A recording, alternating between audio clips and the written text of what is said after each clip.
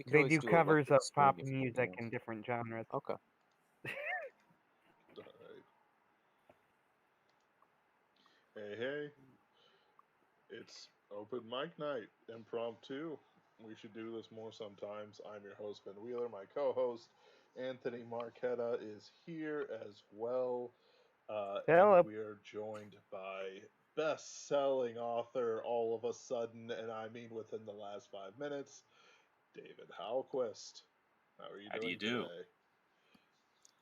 Well, this is quite a nice little boost for this story. Warrior Integration, which is book one of the Singularity Wars series, has just really started to take off. Last I checked, it was number 3 bestsellers in science fiction, number 47 in Kindle, so there's quite a rage for it. And the sale that's going on won't stick around forever, so if you want to get your copy and find out what it's all about, this is the time to do it. Just looking through it here. It's like, honestly, I would read Dune. I would read Welcome to Night Vale because honestly, it's so well written. But then it's like Dean Koontz. How does it feel to have Dean Koontz kick in your door and start giving you a wedgie? You know, losing to Dean Koontz ain't so bad. I think my ego's gonna handle like not coming in ahead of like an international bestseller who knocks it out of the park with just about every novel. I'm okay with that. I'm gonna be able to sleep tonight. Okay, good. Ah, so let's see here. Uh, yeah, I like it. It looks good. I like the screenshot I've got up. Uh, who are these people? Like sometimes I see books like Bryce O'Connor's Iron Prince, but I've never heard of Bryce O'Connor before. I have And no it's idea. like it's got a whole thing to it, like Warforged, the Iron Prince, and it's got like a I mean, whole they're bunch of cool names. right, but it's like I've never heard of it before. Now this guy is probably a pen name, A.G. Riddle, and Kurt Vonnegut. Whoever heard of a name like Vonnegut? That one's probably legit. Probably. Oh. Sounds fake. The other thing's entirely possible. You never know. Like, Right. what was it? Everyone was asking, like, Brad Thor, that's not really your name, is it? That's a pen name. It's like, nope. I just happened to be born with a fantastic name for writing action books.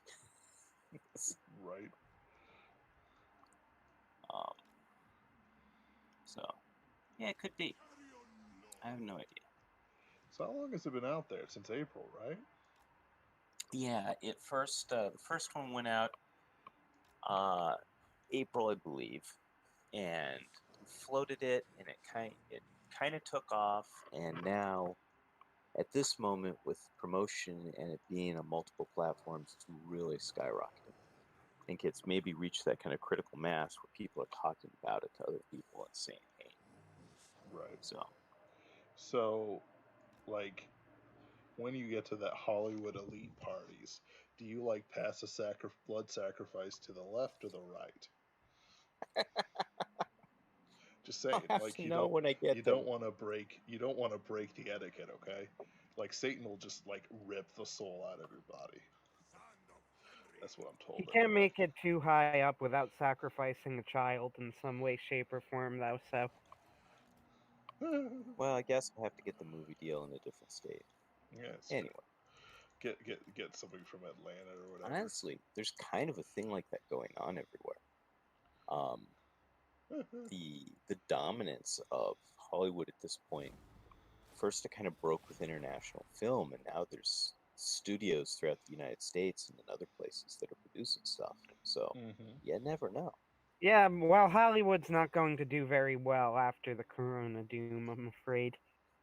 No, It's a probably. sad, sad thing, and by that I mean I don't care and I'm happy about it, but if anything. by that we mean we're happy to see it burn and we'll dance on the graves. Now. Yes, I'm happy to we see want him. lots of sales in Los Angeles. Hopefully, it's full of lots of future fans. Oh, But absolutely. Before it burns to the ground after the latest selection. I mean, let's just say the desert issues going on there are a problem they've had for a while, but they're pretty bad now. But we'll see. So, Anthony, what's your latest project? Pinkerton's Ghosts. Awesome. Tell us what's coming up That's in Pinkerton's. I've got his book, and yeah. I am happy to have it because otherwise it's incredibly frustrating. But it's okay. I love Anthony anyway. I got it in on time. It You was told did. Saturday. I got it in Saturday. You did. I'll actually have it done tomorrow. I've only, so far, of my 3 stories, I've been a grand total of 1 day late. Uh, on the 3. And that 1 day was me, like, feverishly writing and avoiding all contact so I wouldn't get distracted. And I went back on, it was like you and Ken just yelling, Anthony, over and over. Yeah, basically. That's more or less my default in how to get people to. But this one I got, so this one was on time. And I appreciate it so much. I just want you to know that. I'll be happy to talk a little bit about it without spoiling it. Plus, I can't even really spoil it since there is an excellent chance that this next story will get heavily edited and the ending will be completely different than what it is right now anyway. So I could tell you the ending and it would still probably be wrong. But this is part 2 of Sean's story in Shipton. Now, you follow the Pinkerton's ghosts, right?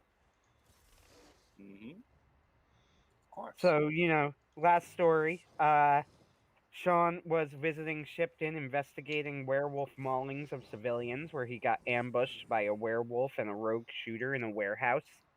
So this is part 2 of that storyline. Sean meets up with his friend Phil, who's an informant in the Shipton werewolves, to try and figure out what's going on, and he ends up getting attacked at a diner, and things snowball from there. I think Shipton Werewolves sounds like a tough gang to crack. in my head, the story is very tragic and moving on paper. People read it and go, "Who's Phil?" Maybe. Hopefully, people will also find it very tragic and moving. We'll see. Without saying explicitly what will happen, but I kind of put Sean through the emotional ringer. That was the idea anyway. I also think it's funny. Shipton is a fun place to write. Uh, because the idea behind Shipton was it's just everything bad, about cities and towns, and especially in New Jersey, which has some truly awful, cities and things. Shipton is based on the real life city of Camden, and in theory, supposedly Camden has improved over the last few years, but That's what I've heard. as I've told Ben, I don't actually trust this. See, what happened is this, and this is real, and this could be looked up, and I even linked articles to Ben when he asked me about it, because I mentioned to him that Shipton was based on Camden. Camden's not a shore town. I just made a shore town because, I wanted to have scenes by the docks and things like that. It seemed very noir. But otherwise, Camden really was the murder capital of the country for a good long time. Decades, I think. Oh yeah. At the very least, years. So Well, Camden, horrible back place. here in DC from time to time. We'd occasionally get the trophy back. I think we're a few steps lower on the list now, but I'll get to that in a second. So at one point, Camden decides that they are going to decrease their policing by like 70%. And I remember reading this in the paper, and this like blew my mind because it looked to me like that the state basically had just given up on the city. Like they just said, you know what? Let's just cut our losses, Let it burn. and then they went, yeah, like yeah, we can't save it. It's not working. Whatever we're doing, so they cut the police force by like 70%. But then, years later, when they did a few this was like in 2011 or 2012, and then a few years later, they did some follow-up articles looking into the crime statistics of Camden, and in fact, crime supposedly dropped by a lot, including the murder rate. So there are a couple ways to look at this. One of them was that, well, maybe it was like an overzealous police state didn't help things, and the new way of doing things and policing fixed things, or they're just they have they now have a skeleton police force and they're just not reporting the crimes.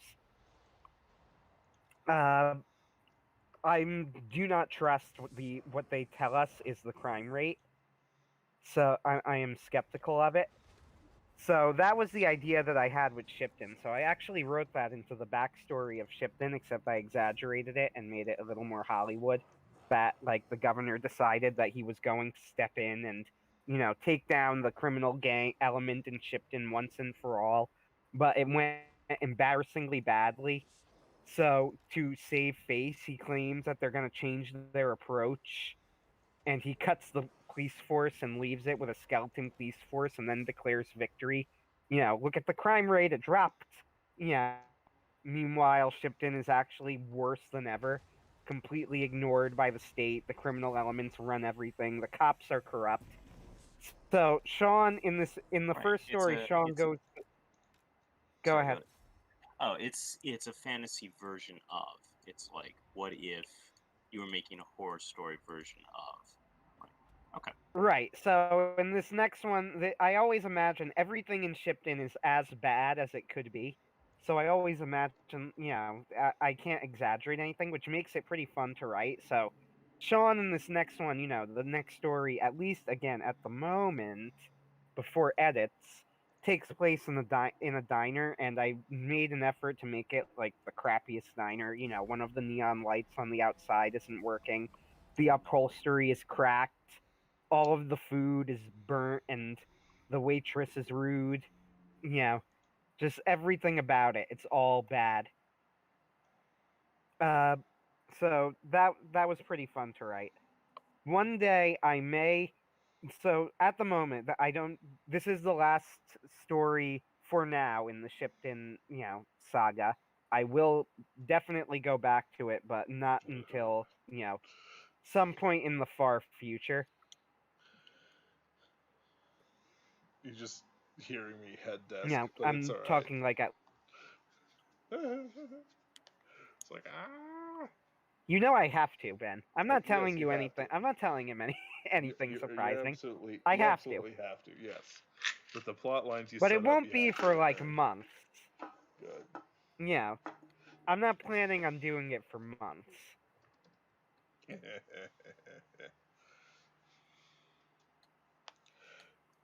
Yeah, it's been pretty Uh, good so far. Very acceptable.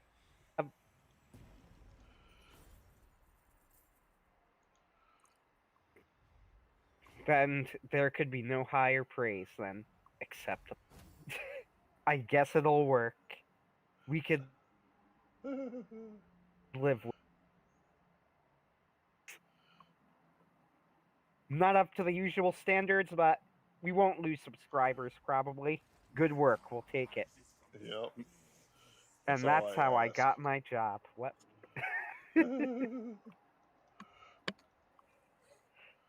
Uh, the whole Shipton story, I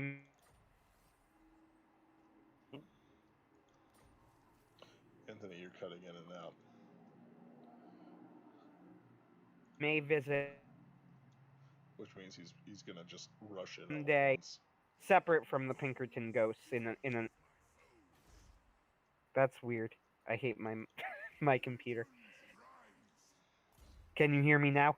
Yes. Yes. Good, excellent. Uh, yeah, the whole story I may return to one day in novel form in the future. I have other characters. Shipton was something that I had planned from before the Pinkerton ghosts, so it was pretty cool to me because I could get it seemed like it would fit in this world, which it does. It fits pretty well, I think, within the general tone of the Pinkerton Ghosts world.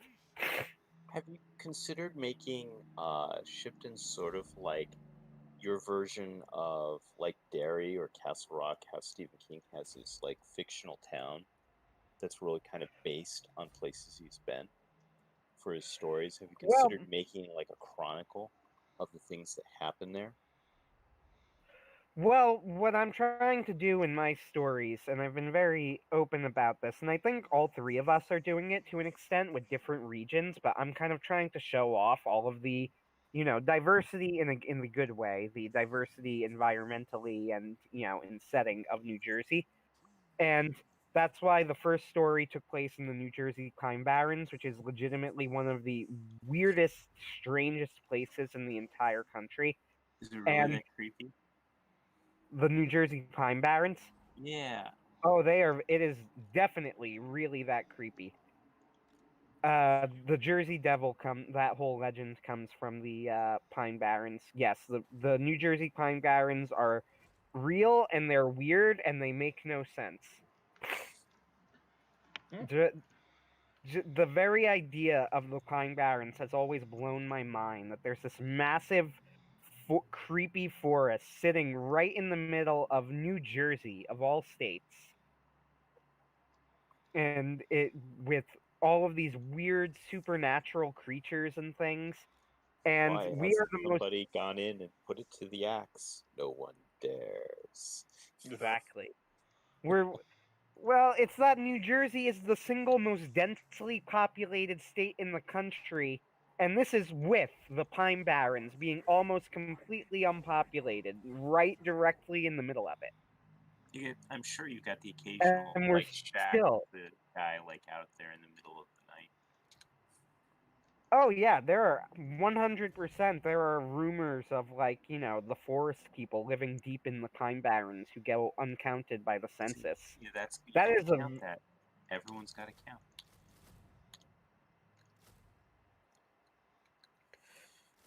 so to answer your question of will do like a chronicle of Shipton. Mhm. No, it'll be more showing off all of the various aspects of New Jersey. I was mentioning to Ben maybe I'll do, New Jersey is known as the Garden State. We have where I live and in Salem County, New Jersey, for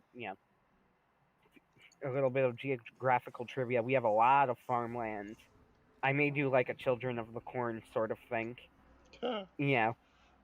I have it will be nothing like I say Children of the Corn just to give you an idea of like something to do, something creepy to do with the farms. Isn't That's it the all only thing it will have in common with isn't Children it of all the fruits and Corn. vegetables and stuff instead of grains? So it'd be like the weird bird's eye like corporate ranch or something. Children of the Grapes. Oh, the Yeah, grapes of Children of the sorrow. Jersey Tomatoes. The great Grapes of Sorrow. There's the title. As I scribble that down in the background. But no, really. Where I live, across the street from my middle school was a farm. There are cows, there are horses, things like that. Uh, we also have the Appalachian Mountain Range, which Ken mocked it as a puny little mountain range, and he is correct in comparison to the mighty Rockies. Uh, there, there are mightier mountain ranges. However, where I live is known as the Hill People. So, we do have the Appalachian Mountains in the northern part of the state. Awesome. Gotta go And check it them seems out. I feel like I should definitely do something I don't know, something related to ghosts in the Jersey Shore and the boardwalk and all of the hurricanes and fires that have been ravaging the boardwalk over the past decade. Seems like it would fit. Yeah, I need to be right back. I'm gonna check on something. Go ahead.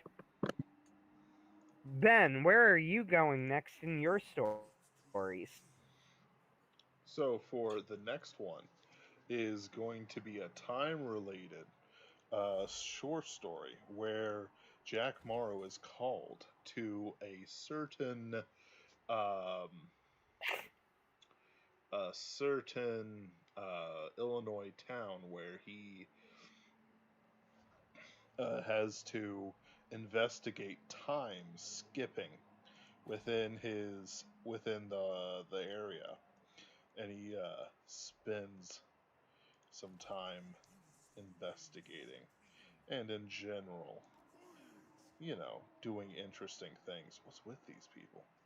Why is this so? It's Ah, yeah. strange. So in this case, what I'm going to do is I'm going to have a lot of mechanical and horror involving skipping and not knowing what he's going on about. And for the grand finale, I'll be throwing somebody into something quite horrible. So for those who don't know this, I have read the plot of this story that Ben is talking about. He showed us his plot outline, Which I want from and with all the of you in the future. I understand. Yes. Uh, Ben showed us his plot outline, and I thought that the story idea was fantastic. I loved it to the point where I'm kind of mad because I wish I'd thought of it because it's the exact sort of thing that I would do. Uh, on the other hand, I feel like my stories are much simpler than yours and Ken's, but that's okay. So, are you trying to show off the Midwest in your stories, or is that just, Yes. a coincidence? It is part and parcel of it. Good. I think that that should be, Americana and kind of the death of America, you know, or at least the dying of America and the decline of America is very much, I think, a theme in all of our stories. Yep. And it's You it's know, even it's relevant to our stories as people. Like it's what we're going to live through, like, and what we're living through. Sure, like if if the Orange Man wins, it's going to be another 4 years of plenty. Like it's not going to be great, but it's going to be very enjoyable. it'll Um, work. it'll It'll work work out, out. right?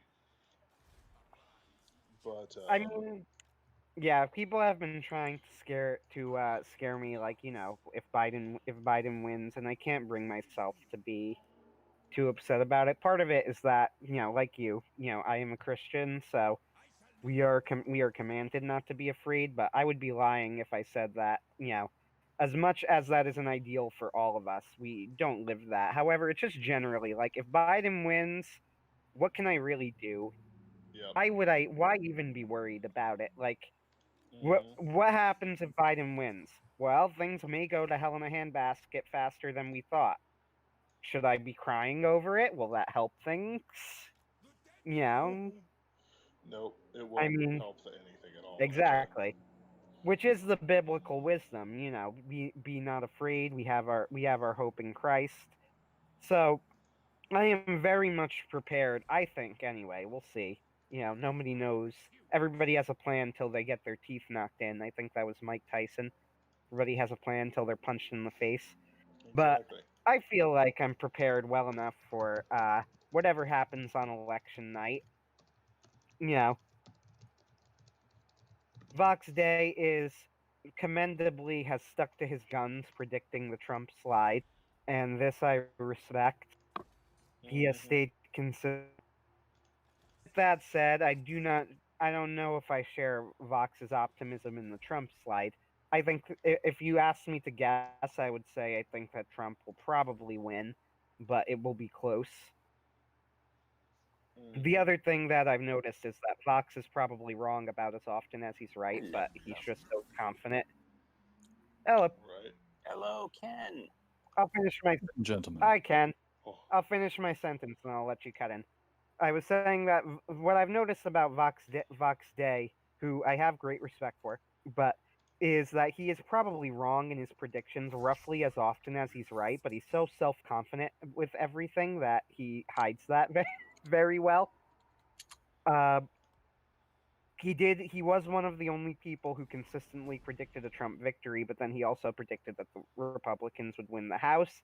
He's predicted economic recession several times and then kept having to kind of, go back and fine tune those predictions and claim that he actually was right, but this and this happened and that prevented it from happening, and I am not smart enough to follow if he's actually correct or if he's just kind of shooting off his mouth. But I do genuinely non-sarcastically commend Vox for at the very least sticking to his guns and being consistent in his predictions, which is certainly something to be admired, not like snake oil salesman like Scott Adams, who I never liked, and I always thought that uh, he got way too much respect and attention, and he flip flops depending on the time of day, on who will or won't win. Yeah, and it's like I've seen some stuff from other people, Cernovich, and it's like I don't care, bro. Like, Cernovich is another one where that's one thing with Vox. I do not I really don't have a lot of respect for Mike Cernovich, and I feel like he thinks that I should, but Mike Cernovich in his own way is just as much, he is not my ally, just as much as some of the other Republicucks, I guess he would say, or conservatives, I guess would be the better word. Yeah, I don't trust Mike Cernovich as far as I could throw him. yeah, and it's a pity too because he was pretty up there back in the day, but things change, and yeah, that's how things go, I guess. I'm trying to Possibly the decide. best part, I think, is that Vox has always been very consistent, and he has never. Every time he makes a prediction, whether it be for Trump slide or whatever, he like you said, he is always exceedingly confident about it. He's very because when I read Vox's website and he listens to the dark stream, I don't generally think, oh, this is just a very optimistic guy with a hopeful, bright outlook on the world. But every once in a while, he just pops up and it's just like, wow, yeah, he's right. It is probably going to be okay.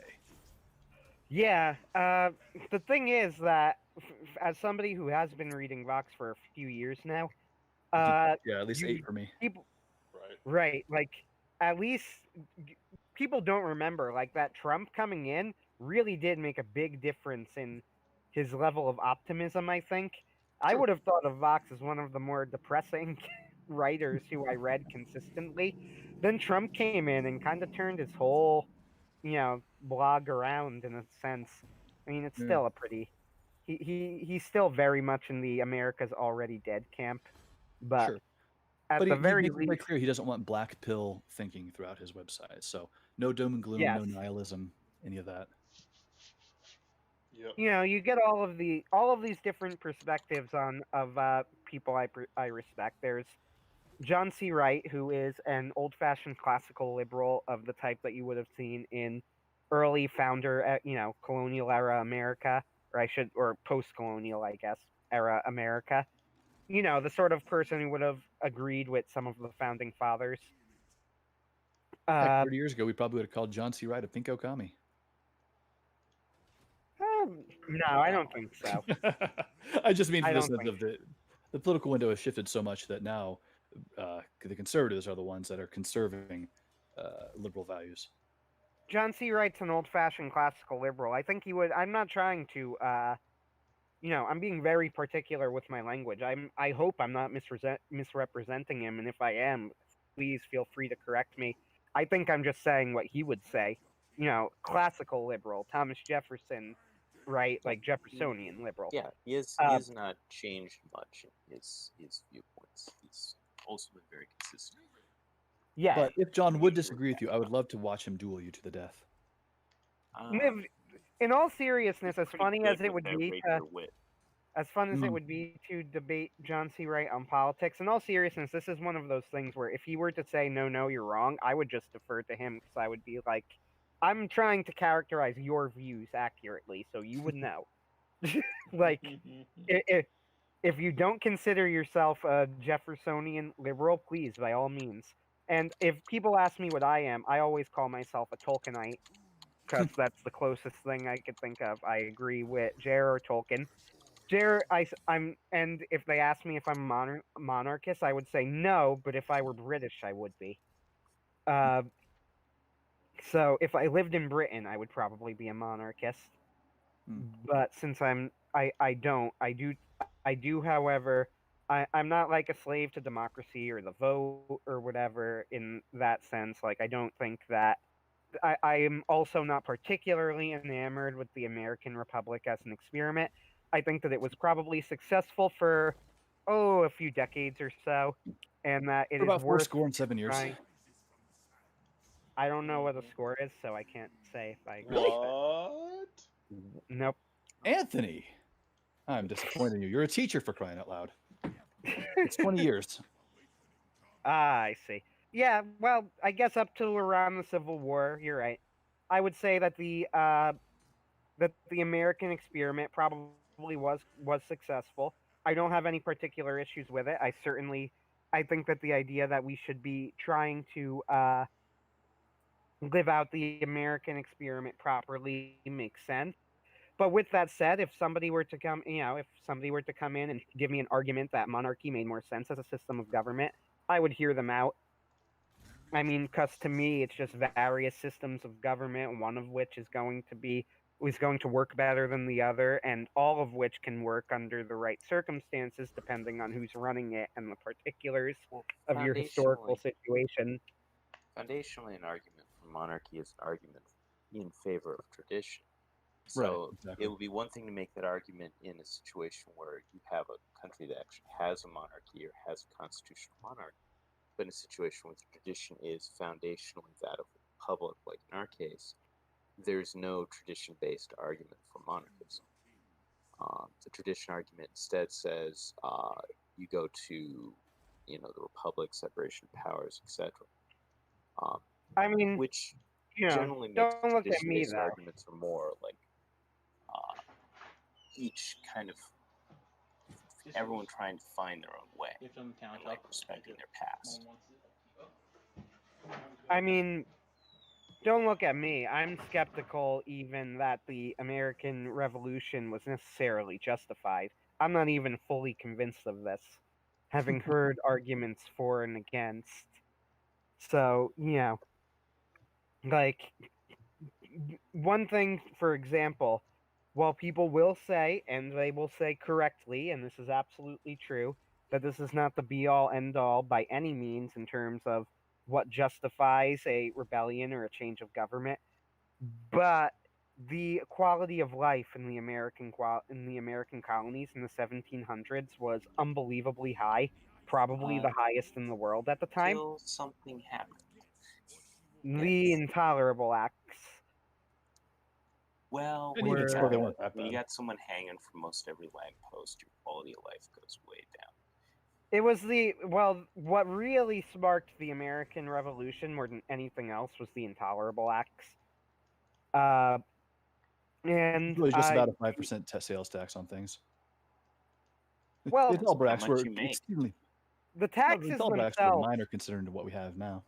Oh yeah, the taxes themselves were What's left? practically nothing, which the British were fond of pointing out, by the way. Exactly. So, which is why the colonies tried to justify their opposition to it on more philosophical grounds, no taxation without representation type of thing. But then the intolerable acts happened and they shut down Boston. They kept shipping from coming in and out. They allowed soldiers to hole up in citizens' houses. And that's really what Which set was off the tradition. powder keg.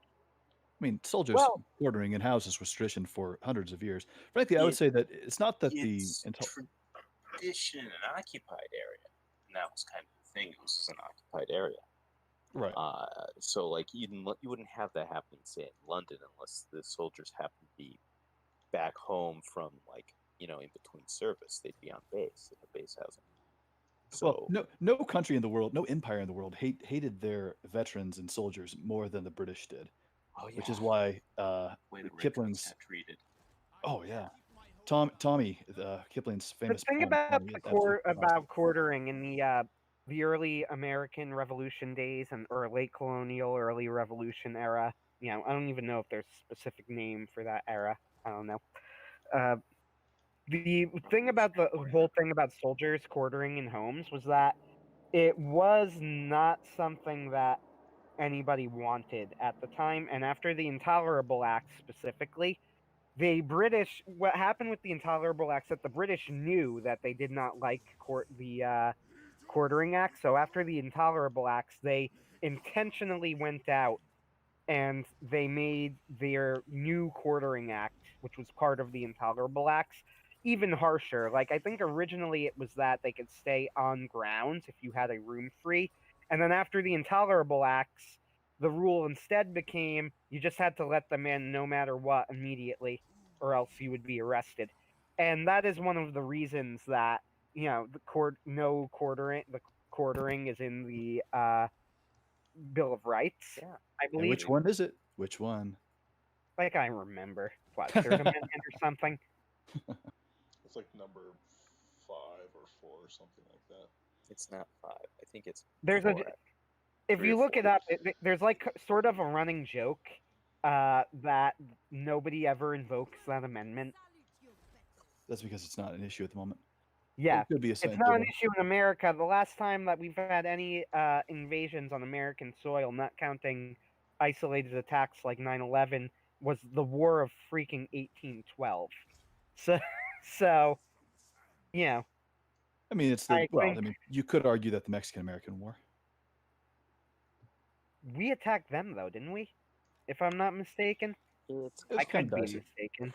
It's really all about the Mexicans invaded Texas, and Texas wasn't quite a state yet, but They we were really, Well, really that wanted was why they were the. That's why they made such a big deal, the Lone Star State or whatever. And in reality, Texas is just flexing. California also was its own country. Hawaii had its own freaking king, but you just don't hear them bragging about it all the time. They like That's to because bring up their California has nothing queen, back. though. What was that? What was Then said that? they like to bring up their queen. Yeah. Of course, the Hawaiians were taken over by a banana company, so maybe they just don't like to talk about it. It's embarrassing. It would be pretty humiliating. I could appreciate that. They might be humiliated. And California just has no balls anymore. This is thought true. the annexation of Hawaii was over basing. I didn't know it was over for. It's a bunch of- complicated. I thought the Dole Fruit Company thing was Nicaragua. No, they're everywhere. it's complicated. Really, really complicated. I'm just amazed Actually, that you know about the annexation of Hawaii, but you still don't know what a score is. Yeah, me too. That's never gonna sit right with me. the annexation of Hawaii, honestly, that was one of the shittier things that America did. Actually, I mean, We it was apparently have a pretty pretty good bad. past. If that's all we did, then yay us. right.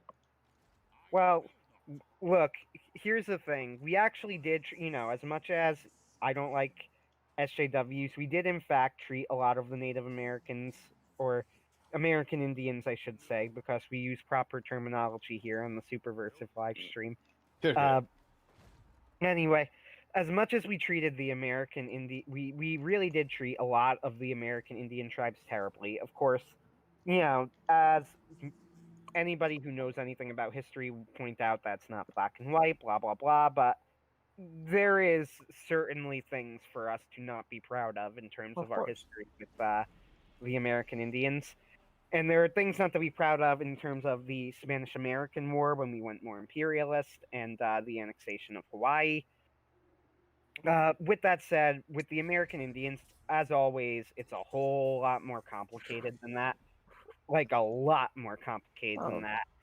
The various movies and a lot of the media seem to paint this monolithic view of the North American natives, and they were extremely different, wildly diverse peoples, very different cultures, languages, traditions, views on what to do with war, The everything. very idea too that So they were I all mean, very different peoples. yes, we did conquer them in battle, but at the same time, like they would conquer each other in battle, and I know that there's a level of whataboutism there. Where you go, well, that doesn't make what we did right, and you're correct, it doesn't. But what that does mean is that if you're trying to create some sort of contrast between oppressor and victim, it's nowhere near that simple. Especially when you get tribes like the Comanche. And the Comanche were literally, you can make a very strong argument that they were the single most brutal and evil civilization to have ever existed. They were as bad as you could possibly be. Well, some They very Comanche violent not their name tribes that also? everyone was afraid of, including all their neighbors. And then you had ones where I think the one I feel the worst about is probably the Cherokee, because they did their level best to work with us, and it didn't happen anyway. right. Isn't Comanche not even their real name too? Wasn't that just the name of the neighboring Indians who hated them so much they just called them enemy or something like that? No, Yeah. I Kind of think like how that's the Satan isn't Sioux really his Or name. Apache, one of those two. So I think you're thinking of the Lakota, who were called the Sioux, which meant slit throat. Hmm. It was a Oh no, here it is. derogative. Yeah, no, here it But is. maybe The you're name right. Comanche Maybe came it from the is. Ute name for the people, which means enemy. Oh, there Yay, you go. Wikipedia. Yeah, the Searcher, as somebody pointed out, I think the Searchers is a brilliant movie. That's the John Wayne movie for those who don't know. That's "Come on, Debbie, let's go home" is the most famous line from the movie. So, the Searchers is a Eligible. brilliant movie, and their portrayal of the Comanche in the movie is not positive, and it is, as people have pointed out, if anything, sanitized. In fact, heavily sanitized. Uh, Sure. the beginning of the movie is it has one of my favorite opening sections to any movie ever because it's like unbearably tense. You just feel super uncomfortable watching it the entire time. You're on the edge of your seat. You're almost sick to your stomach watching it because it's about the Comanche come and attack their homestead and kidnap and kill the men and kidnap the women. You're really selling it here. I'm being serious. I would like to sell it. It's a fantastic film, one of the greatest movies ever made, and not just considered by me. This is a Oh pretty no, all standard AFI opinion, I lists. think. Yeah. What was that? I said all the AFI lists listed as at least top 5 westerns. Yeah. So, and it's not even my favorite Western, by the way, but it's a great movie. The beginning's like this almost unbearably tense scene, and if anything, at the start of the movie, they downplay how bad the Comanche are, because if they didn't, they probably wouldn't be allowed to show the film at the time. Maybe they would nowadays, but honestly, the way it's directed is so tense anyway, it hardly even matters. There's this brutal, disturbing scene where they finally find the body of the first girl who's kidnapped because there's one young girl who's I think 11 or something. That's young Natalie Wood in the movie, by the way. But she's the subject. She's the one who they're searching for the entire movie, so hence the name. But they find the body of the first girl who's a teenager. She's like 16, and John Wayne finds the body, and you just see her. She's in a ditch, and you don't see it. And John Wayne sees her and he comes riding back and her fiance is riding with him. And she says something and he says something to him where he goes, "Was that her?" And John Wayne like doesn't even look at him and goes, "That was her." And he starts saying, "Is she was she?" And John Wayne just looks at him and yells, "What do you want me to do? Paint you a picture? She's dead." And I Right. was just like, man. Honestly, Yeah. it's interesting. There's a lost art in film these days. Mhm. Because there's things they couldn't show Right. back in the 50s and the 60s, they developed an art, and Hitchcock was a master of this, Mm. but others were good at this as well, where through camera angles and music and expressions and the way people acted, the entire story of all the horrible things was left to your imagination, Right. but cued in such a fashion that it's more effective than if you'd actually showed it. Like Mhm. Right. compare something like Hitchcock's Psycho, or compare something like which was the one where someone, I think he also had one. He had a bunch of spy movies, and there were cases where people would be like tortured by Mhm. bad agents. Like, didn't Russians. sugarcoat it at all, but he never Right. showed it. But the point is, if you compare those with the movies today, where Mhm. they show this stuff graphically, and it has Mhm. less impact. Yeah. Mm-hmm. It's dramatically less impact, even though it's more, gory or flashy or Right. whatever. Excuse me. That's because your mind So, is able to conjure more horrors than you can rightfully place on screen. Yep. That's why all the best horror movies were ones where you weren't really sure what the creature was. Like Jaws would be lost all of its impact once you saw the stupid shark. I No, can say I honestly. wouldn't go that far. I thought that the final scene of Jaws was great, but Spielberg does say he lucked out and that the robot yes, shark barely worked because Yeah. I his think that's. original. Don't get me wrong. I think you're right that that definitely improved it, and the shark animatronic is a little disappointing. But at the same time, I can't say that it ruined the movie by any means. I think that the final shot of the movie is iconic for a reason. Yeah, the Spielberg was originally going to make it mostly from, like, showing from the shark, and he Right. was going to make it this big FX thing, Right. and the thing wouldn't work. Like, they'd have to Right. total along, it would barely work at all. And so he couldn't show it for a lot of the scenes. And he said what they ended up with was better because Yeah. of that. Because you come to know the people as they're in danger. You come to see, you can't see the shark most of the time. And when you really Right. think about it, if you're actually out there in the ocean, the thing about the shark isn't that it's big or has teeth or whatever, it's you can't see it. Exactly. Mm-hmm. And that's why So, generations afterwards I've been afraid of going into the water. yeah. It was another thing that happened. It's like a good example, like with Alien and the current Aliens movies, and why they're such Oh yeah. failures compared to the original and the Mm. second one, which, though it wasn't horror, was also a fantastic movie. Right. But in the first Alien movie, you almost never see the creature. That's true. There's one scene where you can actually make it out in, like, some level of full light, hmm and most cases you never see more than a little bit of it, hmm and it has an effect. You get the scenes in the later ones where they show it in full daylight, and it's like, okay, it's ugly. Yeah. Right.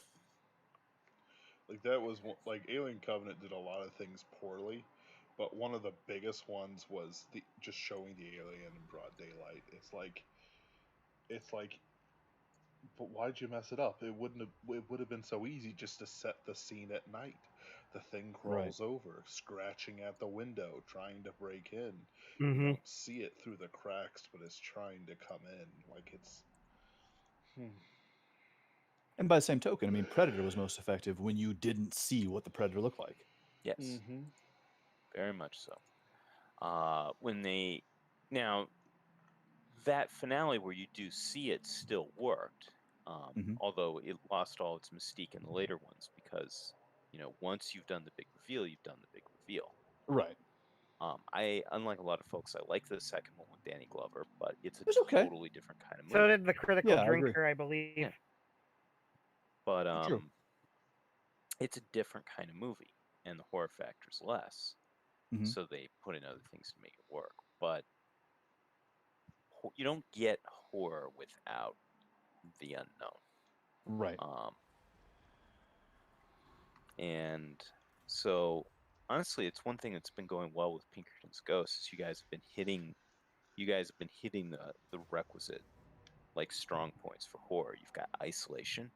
hmm You don't get much time in those shorts for characterization, but you at least get the main character's characterization. So you get True. empathy with the people that are involved, and then you get the unknown. Thank Ben for this.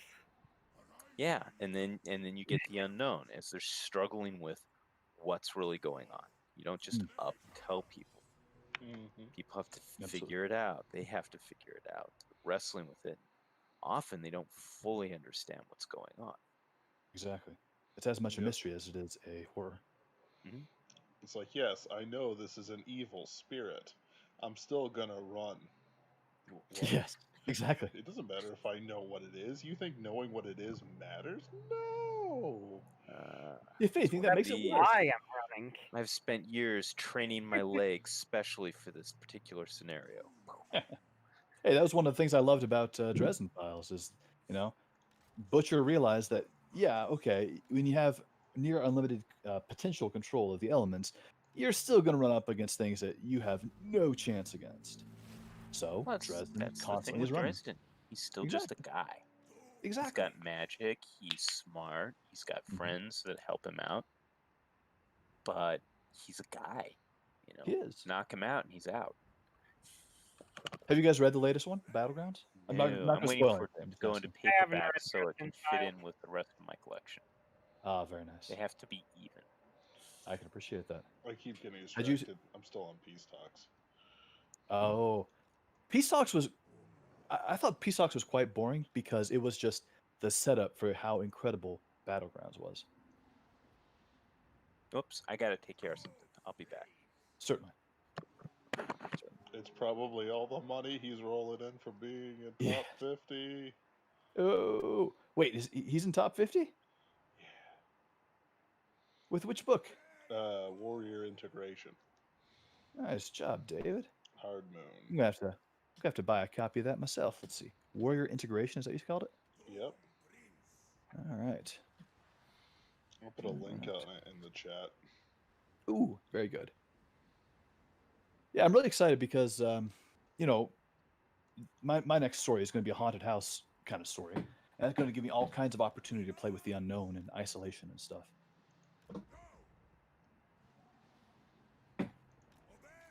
Yep. Haven't quite decided how many people are going to die yet. That's fair. As long as people die.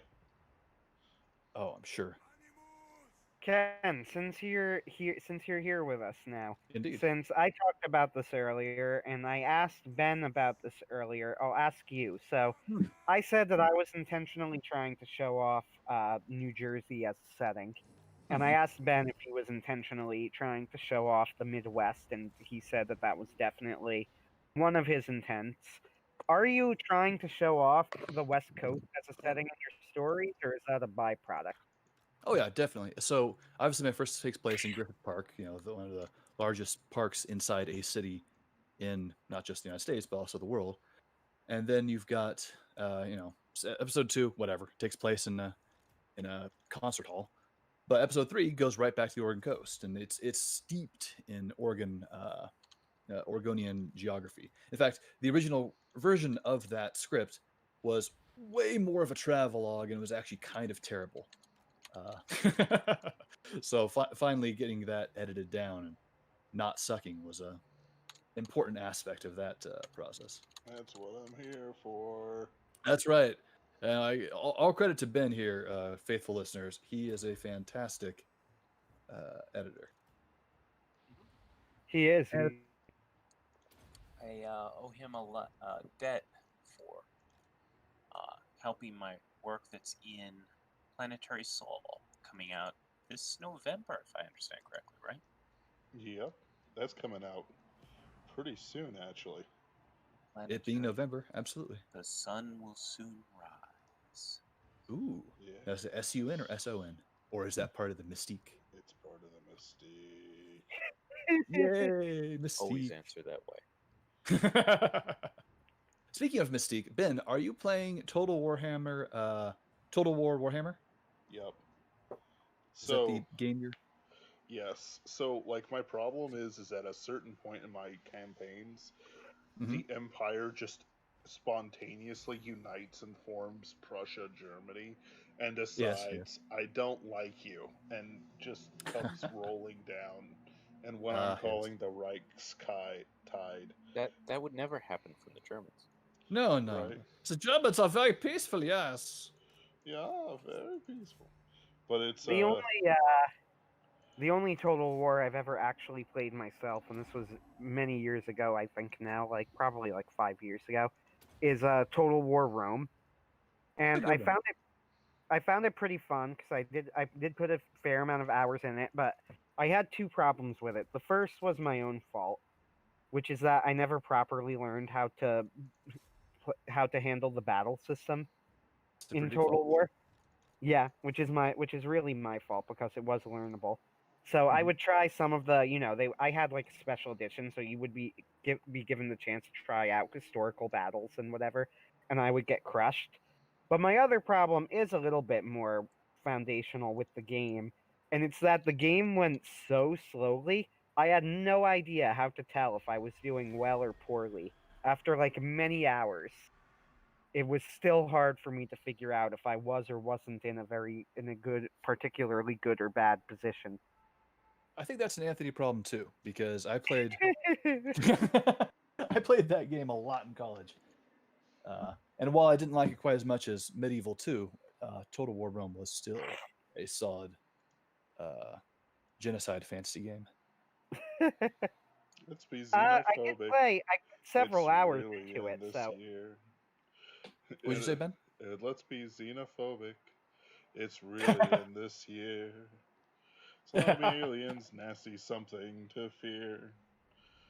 And if we don't, like if we, it's like there's a line. It's like if we don't kill them all, they'll breed a couple more, and it's like then we'll be hating more than we ever did before. And it's like the reason why we have to wipe out the alien scum is because hey, we don't want to hate anybody, so we should That's kill right. them all. That's so brilliant. just murder them all. Is that Tom Lair? It sounds like something he'd do. Probably.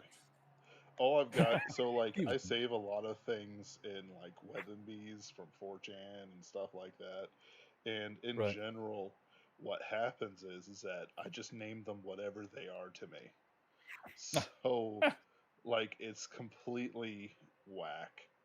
Um like it's well I've got a whole bunch of them that Hmm. I cannot mention on stream, not because of anything, shall we say, risque, but rather because political correctness is something I don't quite understand, and I would like you to explain it to me into the mic deeper. But Would you like me to explain it, or do you like Anthony to? no, I understand exactly what it is. I can't I'm explain it. joking. I'm joking. Like It's I know it. where is it? Also, Whatever. Point is that I just lost by another the way, enemy to the dwarves.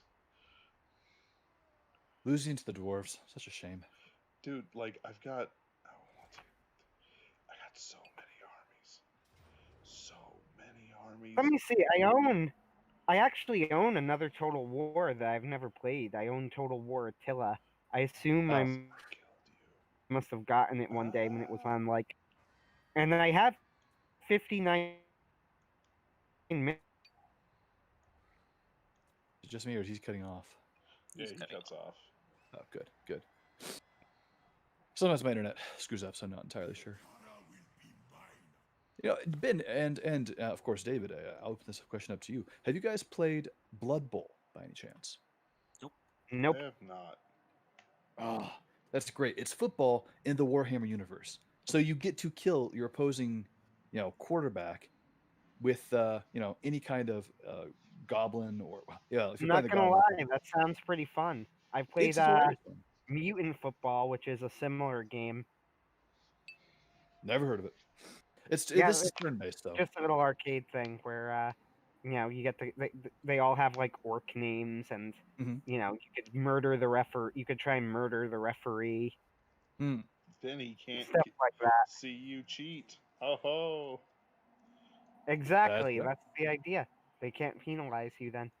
Yeah, cheating is an actual part Murder your. of Blood Bowl. It's Oh something yeah, you they can buy and Mutant Football League too. It's a very lighthearted game. There's not a whole very bloody, but there's not much to it. huh. It's kind of fun though, if you're in the mood. Anthony, I don't know how to tell you this, but it sounds like Mutant Bowl is probably a ripoff of Blood Bowl. Yes, I don't know what I came would. first. I think that Mutant Football League's been around like as an arcade game for a while, if I'm not mistaken. But I have no clue. You might be right. I don't really care. It's But fine, but I'm not invested in the integrity of the game. Perfectly understandable. One thing I really enjoy about it is the about Blood Bowl is the two commentators are very much Wiz and Boomstick from Death Battle. If you ever got into that web series, I did back No, in the day. say again. Back in the day. Back in the day, yes, they used to be much better before they got money. Yep. Like with so many things, they sold out. How I Oh, hope we man. get to be so famous so that we can sell out. Right. I'm just tweeting random people. It's like, hey, hey. That's and right. I like I mentioned- wiggled my butt I at mentioned them. this last week, but it was the creator of Psychonauts. When they asked him, they would say things to him like they were worried he was selling out, and he said, "I've been trying to sell out my entire career. Please, somebody, please, Yes. somebody tell Let's me how talk to price. sell out. Yeah, please, somebody tell me how to sell out. I'll sell out. Just, I'm here. I'm just not. give me a I'm cheap. chance." I'm cheap. Just That's right. please. That's right. I can be bought. I have a price. Here is the list. That's right. It's a Man. sliding scale, really. Tim Schafer, I think his name is. Am I right? Heck, I don't Mhm. know. You Tim got Google. Schafer, Psychonauts. Yes. I've the- Oh, always- God, just a green.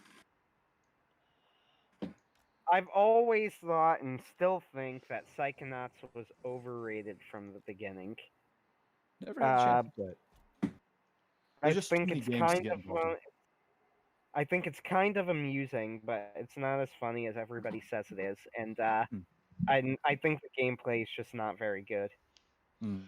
for the It's- most David, part. what games and do you to like? be fair,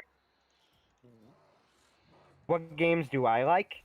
No, I know what games you like. You talk a lot. I'm asking David because we haven't heard a lot from Oh, him. I'm a big fan of strategy games. No, so Anthony, shut up. We already heard from you. David, go. I'm a big fan of strategy games. I've got Ryan play old school Empire. Did a fair bit of things with Civ. The other thing I like a lot is the top-down adventure games of various sorts okay. and flavors. So like the old school ones, like Atari era. Not necessarily that far back, but like I certainly played them, but I haven't necessarily gotten emulators for something that's truly ancient. But I'll play things like the new Baldur's Gate, things like that too. So adventure Sure. games are also a lot of fun. Did you ever get into Age of Empires, especially the second one? I never really did. I don't know Ah, why. I love that. that stinks. I know, right? And I always have to talk about this every time I talk about video games with people. So I apologize if you have heard me talk about this before everyone else. But the Age of Empires 2 community has the most incredibly longevitous, long-lived competitive scene. For the last 20 years, they still have had tournaments. They just got done with a $50,000 global tournament, and they're about to do essentially a World Cup with pairs from each country. Ooh. Yeah, right. And I love watching the commentary for that and watching people play that game because these are some smart people playing. Age of Empires 2. Oh, okay. Not the third one. The I third one's a little bit too know much Age of project building. Empires. I know Age of Empires, but I don't know like anything about it except that I mean, isn't it kind of similar to like the Total War games? No. not any close. It's a But- real-time strategy Ooh. game. Yeah, Oh, okay. Then maybe I would like it. Maybe I'll give it a shot. they just released something in last November. They released. Oh, Age of holy Empires crap! I Definitive. actually own it. Oh, okay. Wow. How long ago did I buy this? Years. Steam. You just look through your thing and discover whole new games that you didn't even know you had. I know, right? Yeah. I do that too. Own dozens of games because if something looked vaguely interesting and was on sale for like $1, I would just pick it up. Exactly. I did that too. Unfortunately, my laptop has the ability to play almost none of them. So I could play like FTL, which can run on a toaster. Oh, hey. And if I delete like literally every other program, I could barely chug along like Left 4 Dead 2. It'll crash every few minutes, but I could do it. My computer You was still like that play? too, so I just used my COVID cash to buy a new computer. Nice. I I've made also an. used that for the editing stuff too, so This it's a is a business true expense. story. This is a true story. I made an error on my tax return and never got my COVID cash. I accidentally wrote myself in as a I mean, that's the kind of I thing am you can redo that. Like you can Yes. say, "Oh, I was wrong. Please fix this for me," Yeah. and they will grudgingly do so. by the way. It'll take time, but they'll But get back to you. sure, but I won't get the COVID cash.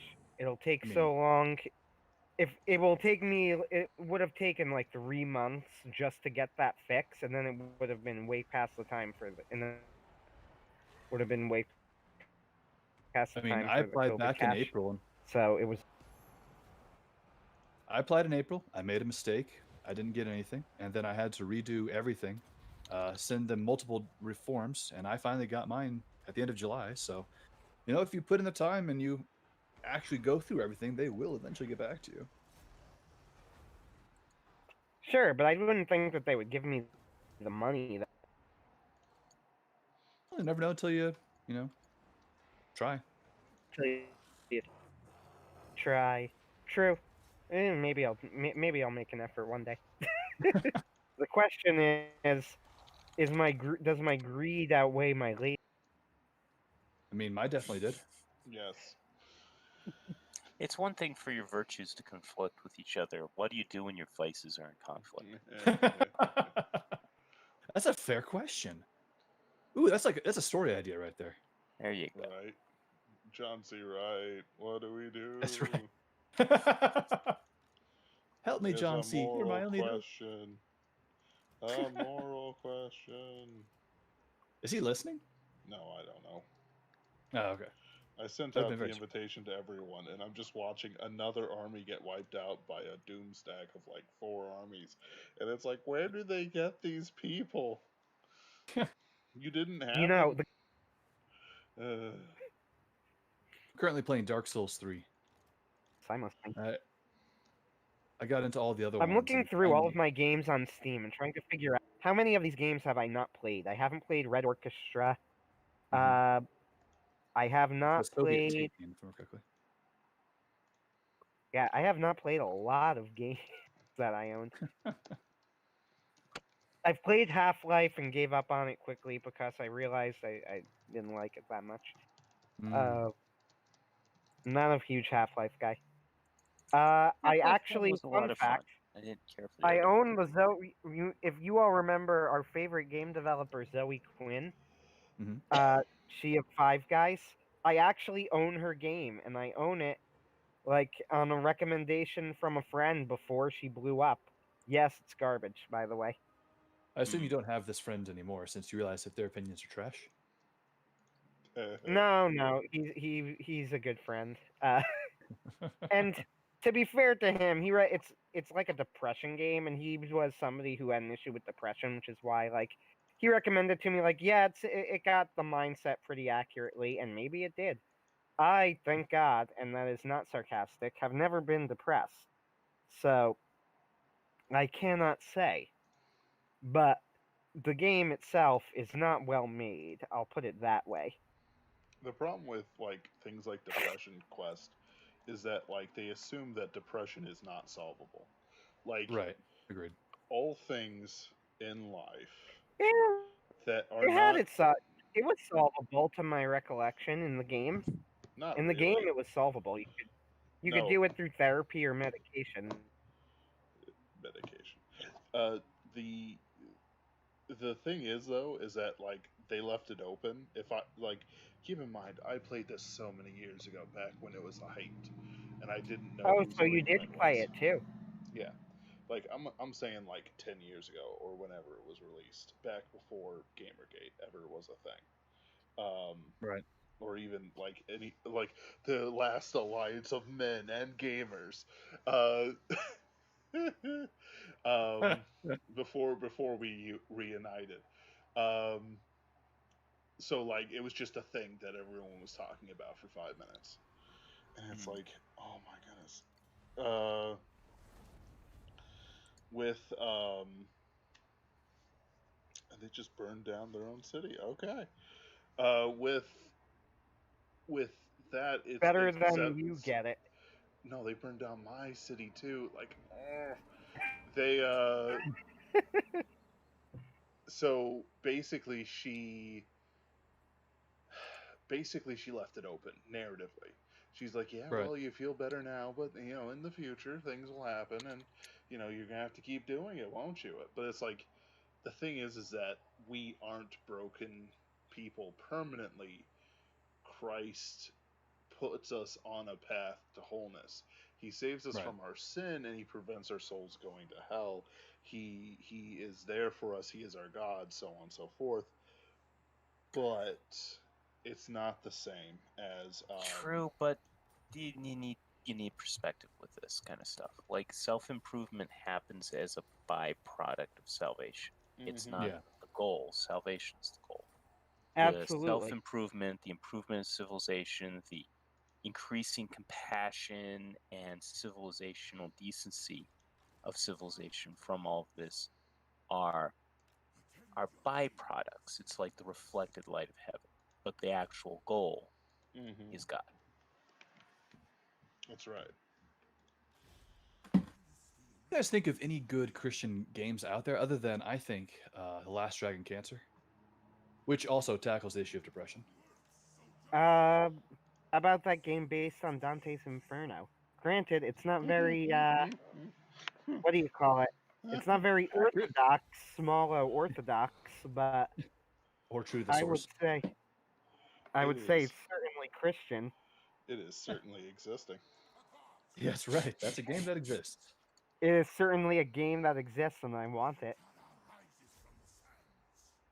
I don't even want it because it's good necessarily, just because holy shit, somebody made a game based on Dante's Inferno. I need it. Loosely. Loosely. Well, sort it's actually I've from my watched it. But, understanding of it, So mhm. I've it's a played it. pretty straight up adaptation with the one major change that you can like free souls from hell to heaven, which Mhm. makes no sense in any sense of the word, neither narratively or theologically. But otherwise though, as far as like recreating the poem, it's pretty good. Which is why the only reason I want it. I want to be able to go through Dante's Inferno. Because Dante's Inferno is a trip. Yes, it is. Now, Ben, you said that you had played it. Would you agree with Anthony's untested assertion? Yes. Anthony. No, it's how do I want to describe this game? It's a game that's basically about like it's hard to describe. The reason why it's hard to describe Oh, I isn't want it. That sounds like the sin of covetousness, which is also in Dante's Inferno. yeah, I know, right? and Okay. I want The to main character will free me. The main character will free me. It's okay.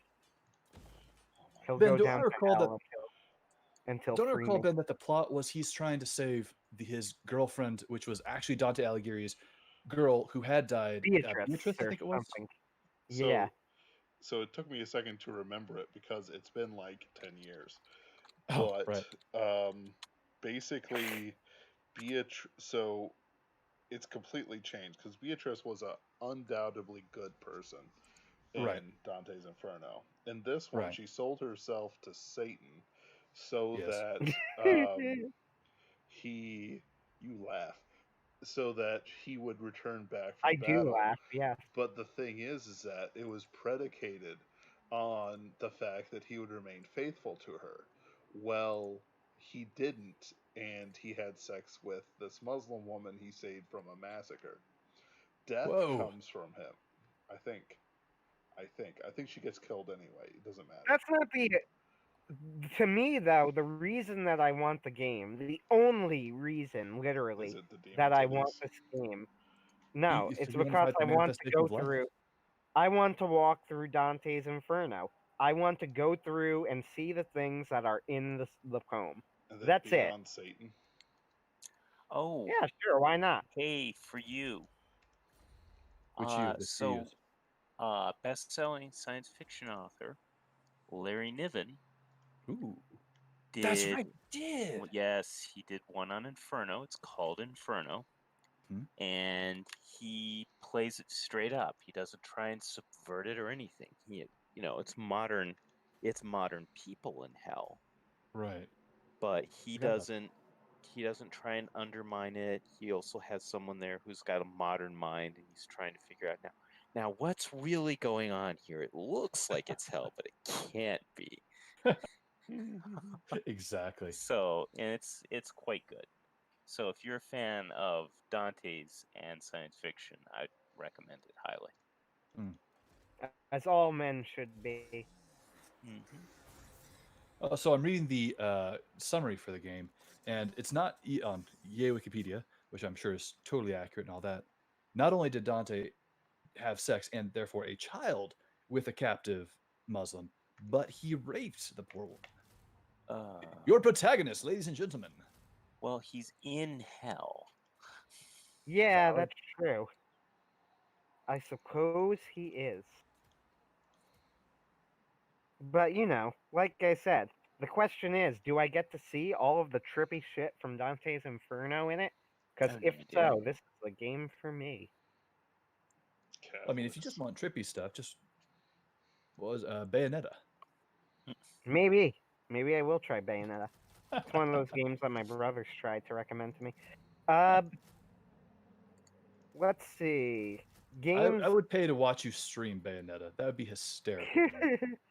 I don't play a lot of those sorts of fighting games. The last shooter that I played, I think Bayonetta's not a shooter, right? I don't think It's it an is. action shooter. It It is? combines Oh, shooting okay. and action. The only shooter that I really enjoy, I mean, I guess Left 4 Dead 2, if you want to call it that, which I suppose it is, but Bioshock I was a fan of. Oh, Bioshock is great. Bioshock is one of those games that I recognize is heavily flawed, but I will argue that it is ultimately still a very good game. Like, will I acknowledge that it has its problems? Yes, it definitely does. But at the same time, it does a lot of stuff really, really well. I also really love these the last in the trilogy. Actually, I think every game in the series. The what trilogy? The Bioshock trilogy. I think personally, for my own aesthetics, I liked Bioshock Infinite the best because I think it not only had the best songs, but it also had a character that you could more relate to, as opposed to the silent protagonist in 1 and 2. Well, that's true. Infinite Story was such total garbage. I actually it wrote. It wasn't. It was complete trash. It's was one of the not. worst stories ever made for a game. Oh, I Anthony, will go that's that a terrible far. thing.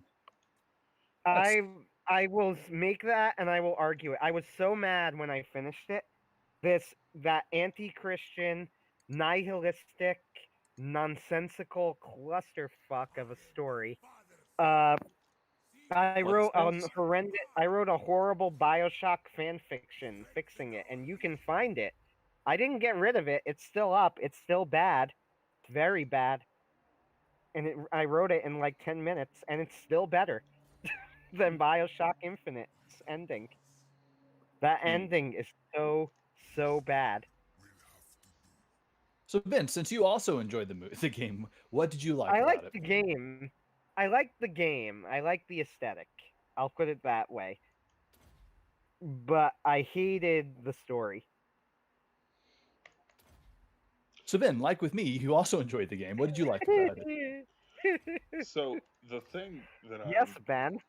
Yes, me. So the thing with the Bioshock story is that the ending is trippy and it is hard. Yes. Because it is not a simple ending. And Right. it doesn't flirt with you like I'm sure most people wish their adoptive psychic daughter, whatever, would. Right. It doesn't.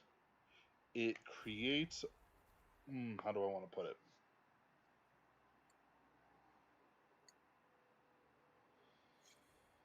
the fact that all timelines are open to Elizabethan, I need to replay this game, interference does not change the overall outcome.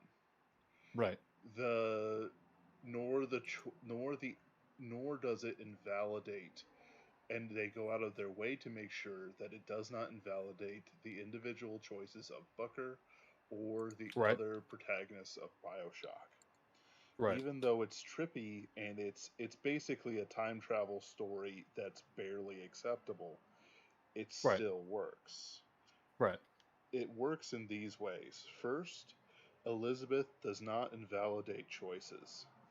Right. Secondly, it makes sure that all different timelines are essentially different people Hmm. through the use of their choices. Right. It only trips up in one section, which What's that? is the weapon workers section, where they're trying to make Yeah, I arms would for agree the with that. revolution. Uh, Yep. the them switching timelines a bunch to get the timeline they want Hmm. hurt their own cause, and it disconnected you from the original timeline you're invested in. Even Right. though he's tried like 200 times or something stupid like that, it's not what it's about. They made it so that it fixed things, Hmm. but the problem is that it made things worse, and that's what they were going for. But Right. it didn't return to the main timeline. Mm. It was Yeah, always I agree. in the post revolution timeline, whereas Hmm. before the revolution's building up. Hmm. Um, that was its big trip up. Old Yeah. Elizabeth was perfectly fine. Hmm. The story arc with um, uh, Comstock? the Comstock. No, who was the revolutionary leader? Oh, the black lady whose name I can't remember. Yes, it doesn't matter anyway. Vox Populi. The Vox Yeah. Populi actually worked out pretty well because they Hmm. burnt down everything. Yes. Keep in It's very, mind, very true to life. keep in mind that these aren't actually Christians. Right. Comstock was a false prophet and a false teacher, and would be a man of Joel Osteen like character in this era. He Yeah. played to this era, to the era he lived in, and is not necessarily a representation of Christianity. The true Right. attack of the game is against fundamentalism, Right. as well as the sort of like discivilizational Oh, devotion is to this a false cause. the Yeah. second Bioshock thing? Third Third one. one. Yeah. The The thing, yeah, second one was okay. Sorry. the really weird one. Okay, Yeah. the balloon cities in the sky, where Yeah. like Yes. Oh, but what an So, aesthetic. What's up? after hearing that whole case, I think you are making an excuse for an avowedly and openly Christian game that you are right. It was against fundamentalism, but what was it really against? It was against you redneck rubes, you people who take your Christianity too seriously. You're all racist. Comstock was the worst part of this game, and not for the reasons you're thinking. It was because he made absolutely no sense as a character. Booker and Comstock were not the same person. I didn't believe for a second they were the same person. There's never any indication of how Booker became Comstock, That's why true. Booker would become Comstock. Comstock is a ridiculous character who doesn't make any sense in terms of coming from Booker. We skip out on all of that, so there's no emotional impact there. You too could become Comstock. What? How? How does Booker even have the charisma to lead people to becoming Comstock? Booker's not a charismatic person. I mean, he barely speaks. He talks in grunts practically. So what? I'm supposed to believe that he underwent some religious conversion, became a nutcase, gained a racist following. The very fact that baptism is the symbol of all things evil and terrible should tell you how demonically inspired the story of this game is. That's not an accident. These people are not doing this by accident. This is not a coincidence. No, of course not. I mean, I actually like the game. I actually like the game. I mean, I thought it was pretty fun to play. I also liked a lot of the story. I also enjoy the setting. But with that said, I could smell the stench of sulfur from it from miles away. And the ending, and I would argue that it is absolutely nihilistic. You're murdered by your own daughter at the end, and then they intentionally rob you from knowing whether or not any of this actually mattered. They rip you away from the scene before you know if you have a daughter, and then even if you do, like, what promise do you have that anything is going to go differently? If anything, you're promised the opposite. You're promised that it won't go differently, that your daughter's always going to be sold by you because you're such a terrible person. The whole thing with the Vox Populi, I don't know if you played the Burial at Sea DLCs or Oh not. yeah, the scene was fantastic. Yeah, that's The what Burial at Sea, yes. First off, Burial at Sea Part 2 was the best part of the entire Bioshock Infinite saga. I loved it. It was great. Uh, with that said, even that whole thing, it was more fan service than anything else. They ruined the character of the revolutionary by she was originally this morally ambiguous character, but people were accusing them of being racist, so of course they had to go back in. They had to make sure that she was 100% morally upright the entire time. Now, the fact that they went back in and did that should tell you everything you need to know about their motives all along. This was an what are you talking anti-Christian about? screed. It was The supposed to be an anti-Christian screed. the So, revolution. Hold on, the revolutionary was going to kill a child, and no, she wasn't. she That's was. Burial at Sea Part 2. Burial at Sea Part 2, the big reveal was that she was never actually going to kill them, that she Right. was No, trying to, like, it get was the you to do Lutece it. twins. But the thing is that she still went along with it. Like the real villains of the Along with story it, are though, the knowing that she Lutece would be twins. martyred, the idea was that she wasn't going to do it. They make it, like, they are very, very clear about this. They do this intentionally. Because people were accusing that character of being racist, so they had to go out of their way to do this. And this should tell you everything you need to know about their motives all along. This was meant to make Christians look bad. You were supposed to see in fundamentalism actual Christian fundamentalists. Now, of course, the real fundamentalists of the real Deep South, which people mistakenly uh, equate with all evangelicals. That's how you're supposed to see it. You know, this is if Christians created a religious society. Well, any society that's that overtly religious is obviously going to get fundamentalists.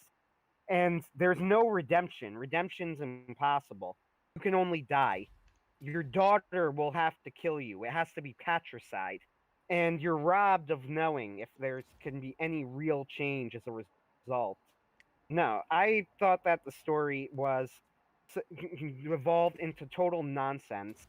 I thought that it was anti-Christian, anti-Western civilization. They Ken Levine openly declared himself as our enemy, and I don't want to make excuses for him. And the thing is that I think I've played the game more than once. Like I enjoyed the game, though it's not like perfect or anything. It's pretty good. And Burial at Sea Part 2 was a lot of fun. But at the same time, it's like, I know what I'm seeing. I know what I'm getting into. This is leftist, this is anti-civilization, anti-Christian to the core. It is rotten at its heart.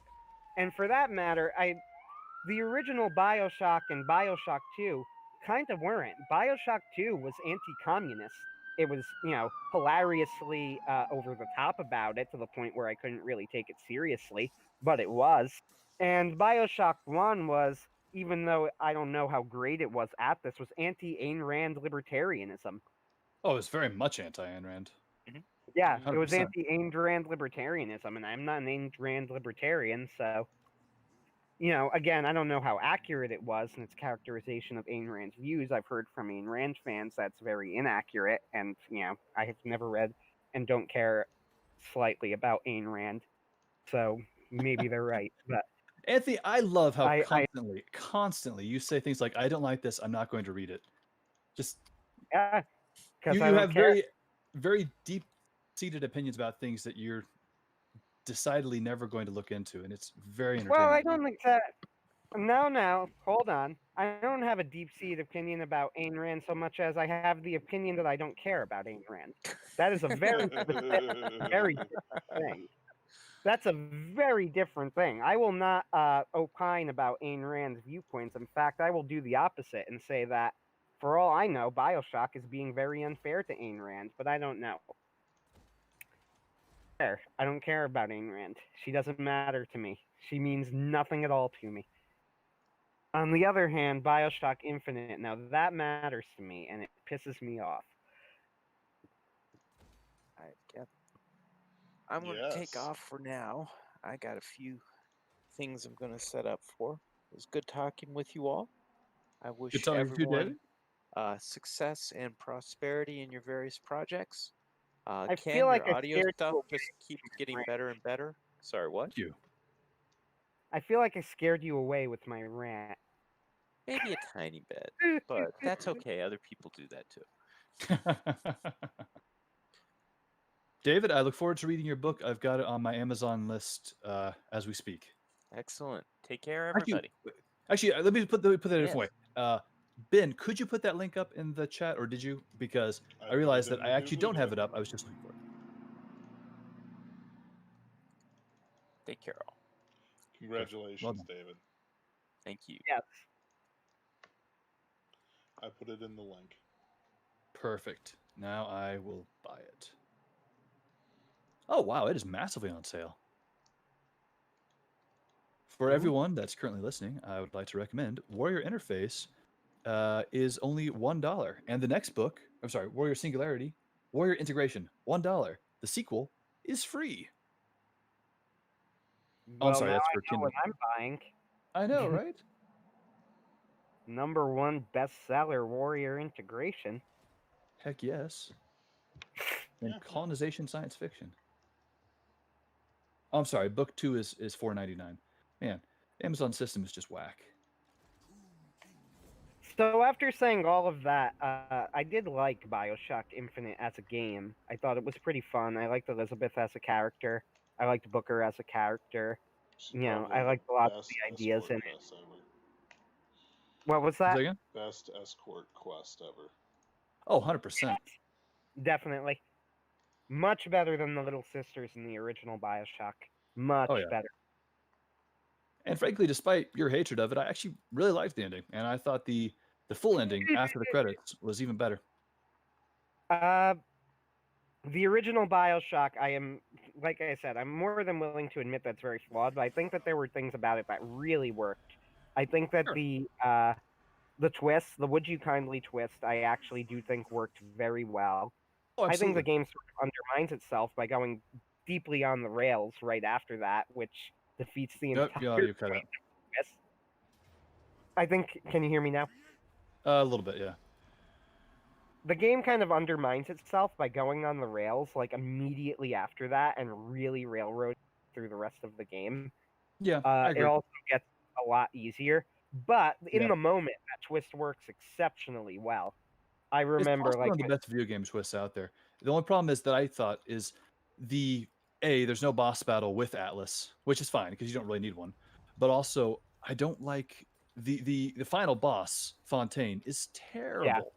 he's It's bad. that's one of the worst, or at least most disappointing boss fights compared to the It build-up. is. But the flip side is the would you kindly moment worked like gangbusters. Oh yeah, I was absolutely.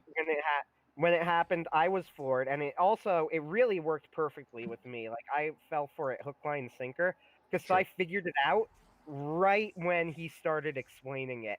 Like I put the pieces together in my head, and I said, "Oh," and then I just kind of went, "Oh shit."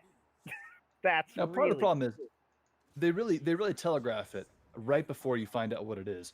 They do, but I think that actually makes it work more, in my opinion, because I figured it out like right when he said it. I had put the pieces together, and then that just made that whole moment kind of click in my head. But you know, your mileage may vary, of course. I thought Sure. that worked. I thought the scene with Sander, the whole level with Sander Cohen is fantastic. Oh yeah. It's highly Rapture is entertaining. great. Rapture is great. You know, it is one of the all-time great video game settings for a reason. And you can get pretty OP by the end of it, but overall it's just a fun game to play. So I think that Bioshock is ultimately a success. For that matter, I think that Bioshock Infinite in the end is generally a success as a game, despite its flaws. And Burial at Sea Part 2 is even better, and I had a lot of fun with it, though it's not very difficult. I wound up putting the closing song that Elizabeth sings, "You Belong to Me." That's on my permanent Yeah, audio playlist. see the pyramids? Here's a fun Yep. fact. There's a Mhm. band called the Duprees. They put out Yep. a cover of See the Pyramids that was really big. They were not Well, the first. right. My great uncle, I believe, who's still alive, Johnny Salvato, was in the Duprees. Oh, wow. So see the Pyramids. I have a connection to. But Huh. yeah, that's a great song. Yeah, it's one of those songs I wish I knew how to sing better, but obviously being a bass and it being a song designed for tenor is it doesn't work super well for me. Well, no. I can't sing, so that doesn't help. Huh. I'm a terrible singer. But yeah, the original BioShock I think mostly works as a game. I Right. thoroughly enjoyed it beginning to end. Flaws aside, Right. I think it did a lot of things very well. I even Mhm. liked BioShock Infinite for the most part, for all of my bitching about it. I had a lot of fun with it. And I like Rapture a lot. It's a cool Right. setting. I really enjoy the moments where they have all of the 1920s people singing covers of modern songs. That was cool. That's Seeing pretty them neat. I sing like. Personally, I also the. really liked oh, what happened? What was it? It was oh, I can't remember. I had a really great point and I totally forgot what it was. But that happens to me all the time. So My favorite stealth game is Mark of the Ninja. Now, Mark of the Ninja is a fantastic game, one of the best games I've ever played, and it's critically acclaimed, but deserves more attention, I think. It's a 2D stealth game. The Mhm. only 2D stealth game. Audio died. It'll probably come back in a second. Probably true. And then he'll Ben, do you tell like us. stealth games? Bioshock did. That's how I play Skyrim. There you go.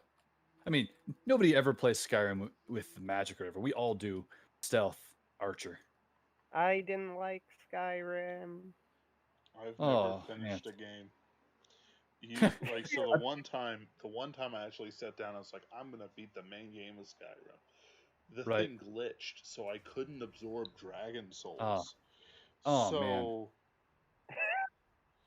oh my goodness. I tried playing it once, got super bored, and stopped. I said I don't get it. It's really I've got boring. 400 or 500 hours into it, and I still have not beaten the game, just because there's so much to do. That's crazy high. Wow. But yeah, It's Mark not of just the Ninja Skyrim. is a great game that I highly recommend to everyone. And like BioShock, one of the things that makes the game great is that it uses the fact that it's a video game to its advantage when it's telling its story, Hmm. which is something that is always impressive. Just like BioShock used the fact that you were getting railroaded and around mysterious voice and then took that and made it a part of its narrative. Mark of the Ninja takes one of the typical elements that you would expect in the game, and by the end of the game, recontextualizes it as being a major part of the narrative, and it does it really, really well. Hmm. And it has a really memorable, unforgettable ending. Uh, so, highly recommended if you like stealth games. Now, since we And are ostensibly a sci-fi channel, have you guys also, I assume, but you never want to be too presumptuous, played Mass Effect 1, 2, and 3? 1 and 2. Another never, game very similar to the Bioshock games in never terms of played them. twist. Oh, Ben? I've played 1 and 2. Ah, okay. Those were definitely the best. I played all three. I love science fiction, so it was my favorite. think I cut you off, though. I apologize. Wasn't I Mass Effect 3 considered really bad? not up to standard is more accurate. Yeah. And the game is good. It's just that the ending is a disappointment. One of those. Yes. That always sucks. Yes. I think one of the best part, I mean, almost everyone that's played the series will say that Mass Effect 2 is the best one. And I would definitely agree with that. Because it streamlined a lot of the frustrations of Mass Effect 1, but also kept the super rich character driven storyline. You know, some of those older 90s era games that everybody recommends is like, you know, they stop making games like this and they're supposed to be so much better that everybody recommends to me. I have tried to play before and could never ever get into. I'm referring to games like System Shock 2, which Right. everybody told me was just Bioshock but better, you know. And I gave up after like one level. I thought that the gameplay was like so hard to get into. And the other one was Deus Ex, same thing. Deus Ex, It's a tough game. everybody was telling me Deus Ex was this incredible, unbelievable experience, and I got through like one level and I said I can't do this. Now, they were incredible experiences at the time. And even still, the original Deus Ex has some really great stuff that other games really haven't matched quite as well. It's Yeah, not really a surprise that, you know, the third the one that I really, really to like, and I just cannot do it. I can't make myself like it, no matter how much I try. Is the Thief series? yeah, I got bored with the first game of the 3D version of that, or whatever the Well, the 3D Xbox version is generation. a whole different. You know, that's a whole different thing. I'm talking like original. You know, crappy graphics era Thief. Oh yeah, my computer, good my systems are never good enough to play that, so I never, obviously, never got into that for the same reason. And I've tried it. I've tried it so many times because, in theory, Thief is the sort of game that I should love. And I was so bored playing it. Mm. I was like, this is just not fun. I don't get it. What am I missing? Mm. I found Burial at Sea Part 2 more fun as a stealth game. And I I really always enjoyed feel Dishonored. bad. That was a really great stealth game. Never played Dishonored. I might own it. Oh, It might be that's a great game. it might be one of those games that I bought on a like $2 sale back in the Right. day and never installed. So let me see. It's one of those It, fantastic games that just the first one yes, didn't play I any do own it. it I didn't play own any Dishonored. politics. It just had it was a great romp trying to assassinate or deciding not to assassinate various people. And it's one of those games Now, where if you decide to go a more pacifist route or entirely pacifist, the game becomes less chaotic, but things are more difficult. So it's a short-term gain in that things, you know, are more difficult to make happen, but it's a long-term benefit to go pacifist. interesting. Yeah, there I'll is have to try actual Dishonored one day consequences to your games. because I own it. One day when I get a good laptop. Yeah, no, Yeah. I mean I play it on my terrible system. By the way, I just clicked on Dishonored and I'm on their discussion forum on Steam, and the very Uh-huh. first discussion thing, kind of hate the stuff with killing people affecting the story because it's so fun to kill people. Right after But that's you the said whole all of point. that was the first thing that someone said. I'm not surprised. It is even in the broader gaming community, the whole decision to make it so that pacifist is better in the long run is controversial, and always has been. And I think it should be. I think it's good that it's raising discussion in the community. For instance, Bioshock, you're never going to say only absolute psychopaths are going to say, "Oh no, I ripped the souls out of the little sisters for extra Adam." That You know, was everyone's yeah. gonna, but a I'm pretty decision sure that like that's something really, you talked sometime in the past, but it's one of those things where that was one aspect of Bioshock that they clearly I maybe at the time because having those sorts of choices in games wasn't really a thing. It was a big deal, but nowadays that really doesn't work at all. No, I played it when it first came out. It was still pretty. It was still a pretty weak choice at the Like, time. what type of nutcase would harvest the Little Sisters? I mean, unless you were specifically deciding, I'm gonna play the evil run this time, you Right. know, which, sure, okay, whatever. But Right. unless you were gonna decide to do the evil run, nobody harvested the Little Sisters, and why would you? There isn't even a benefit to it. You get like a 100 atom bonus if you don't. So they even get rid of that aspect of it. Like, there's just no reason not to harvest the Little Sisters. Ben, I can see your name glowing on Discord, but there's no sound coming out. I haven't been talking. Okay. I don't. Also, I have just. Arise, my legions. What was that? who is this? I also just have a noisy neighborhood. Oh, it's true. Is everything all right over in St. Louis at the moment? Of course not. Don't be Yes. ridiculous. But it's the calm before the storm. True.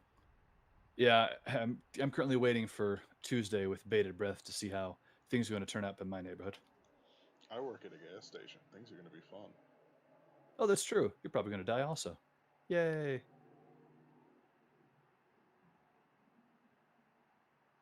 So we'll find out. Next week on the Superversive stream, who survived the riots?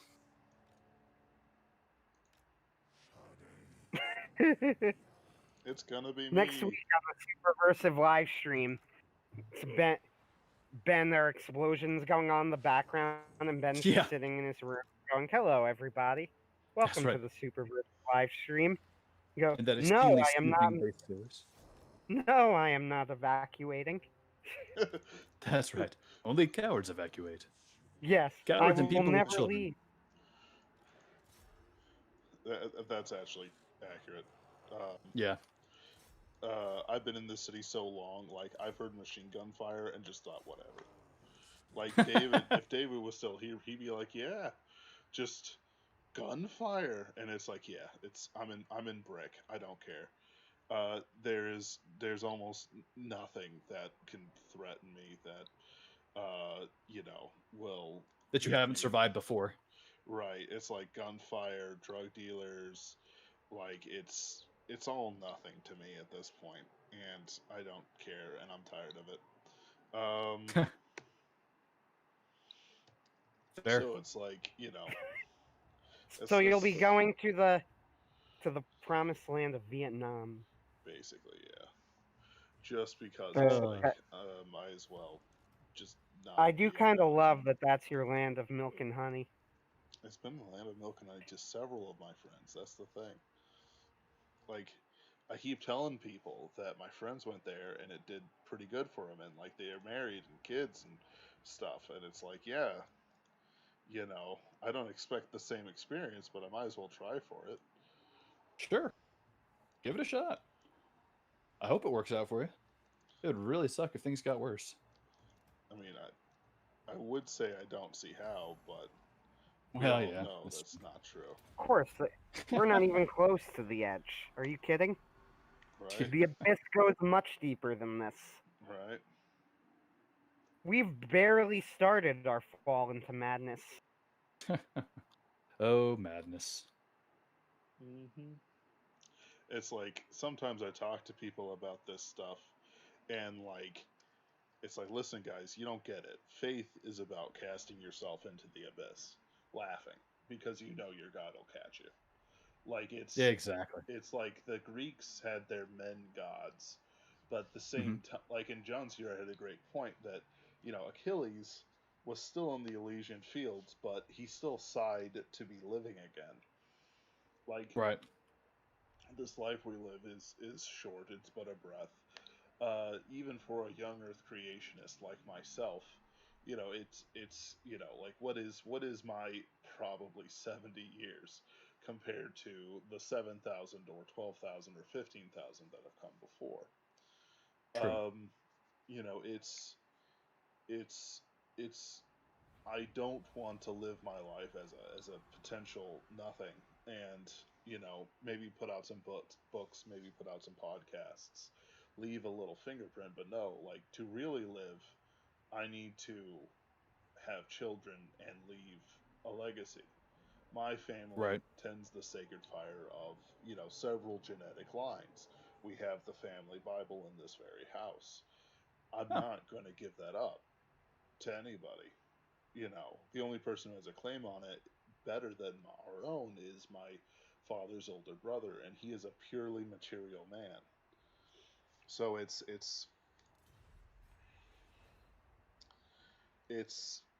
the the situation of it is different than what many people think of and what many people describe. People don't understand what that's like to have these things. The Sure. family Bible's been removed from their house for years. Maybe it's in their grandmother's house. Maybe it's gone. Maybe it's lost. Um, but we have duties and responsibilities to do more than just, you know, produce things and live for ourselves. If going Right. over to Vietnam is what it takes for me to get a wife and have kids, that's what it's going to be. Right. And I'll probably have more functional kids than if I had married any of my other girlfriends, except for one of them. It's one of those things where, like, I can see what could have been, but I Right. don't let it paralyze me. Right. It's something I have to move forward over to it, and it will be a deal breaker if she doesn't want to have a lot of kids. Like it's like I'm not Sure. saying like 8 kids or anything like that. I'm saying, hey, I'm gonna, like three's the ceiling, like the floor, Sure. like that's Sure. floor one. Sure. It's For one. Once we hit 3, then we move on to the next level. exactly, and that's I mean, you're Catholic. You have 3 kids All right. average. yeah, exactly. You flip a coin every time. All right, twins or no? God, listen, you've only given me 2 kids. I'm ashamed to my family and my community. Please, I need at least 7. But Well, you laugh, but my great grandmother had like 9 children, and one died as a stillborn, Right. which was common at the time, and that's Sure. why you had 9. Which sounds morbid, but let's face it, it's true. yeah, Oh yeah, absolutely. I mean, part of It is even morbid. it is. But they were more you- morbid people, but they also had a lot more fun of it. What's going on, Ken? Lay it oh on so me. oh, I was just gonna say even today we have very high infant mortality. I mean, obviously not as high as our grandparents did, but maybe it's just something I've been paying attention to. But it seems like more than my parents' era, uh, people in my era seem to have more stillborns and miscarriages. Though, of course, not as much as my grandparents. Yep. Don't know why. Could be just we're more open about talking about these things. Could be we're just something in the water. Could be the same thing that causes the feminization of men. The It birth could control be pills in the that water. immigration is slowly turning America into a third world country with all of the health benefits that entails. Yeah, but Yeah, then I but could have some sort of wise midwife helping me. Like that's ooh, like we're still not getting what we're, like the whole shebang. true, true, true, We're true, not true. getting the whole die at 4 of smallpox experience. Well, Authentic. oh, the fun that used to be. I used to have 5 siblings and 3 died of smallpox. I caught the polio and now I use an iron lung. Oh no. Now See, that is what is authentic. I'm an old child, so you people talking about your siblings and your huge families just seems alien to me. I have 2 siblings. I have 2 siblings too. That's still infinitely more siblings than I have. That's true. Technically,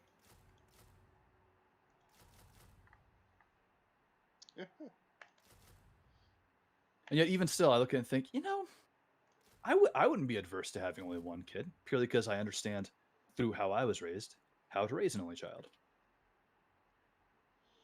Yeah, but there's something I realized that's missing.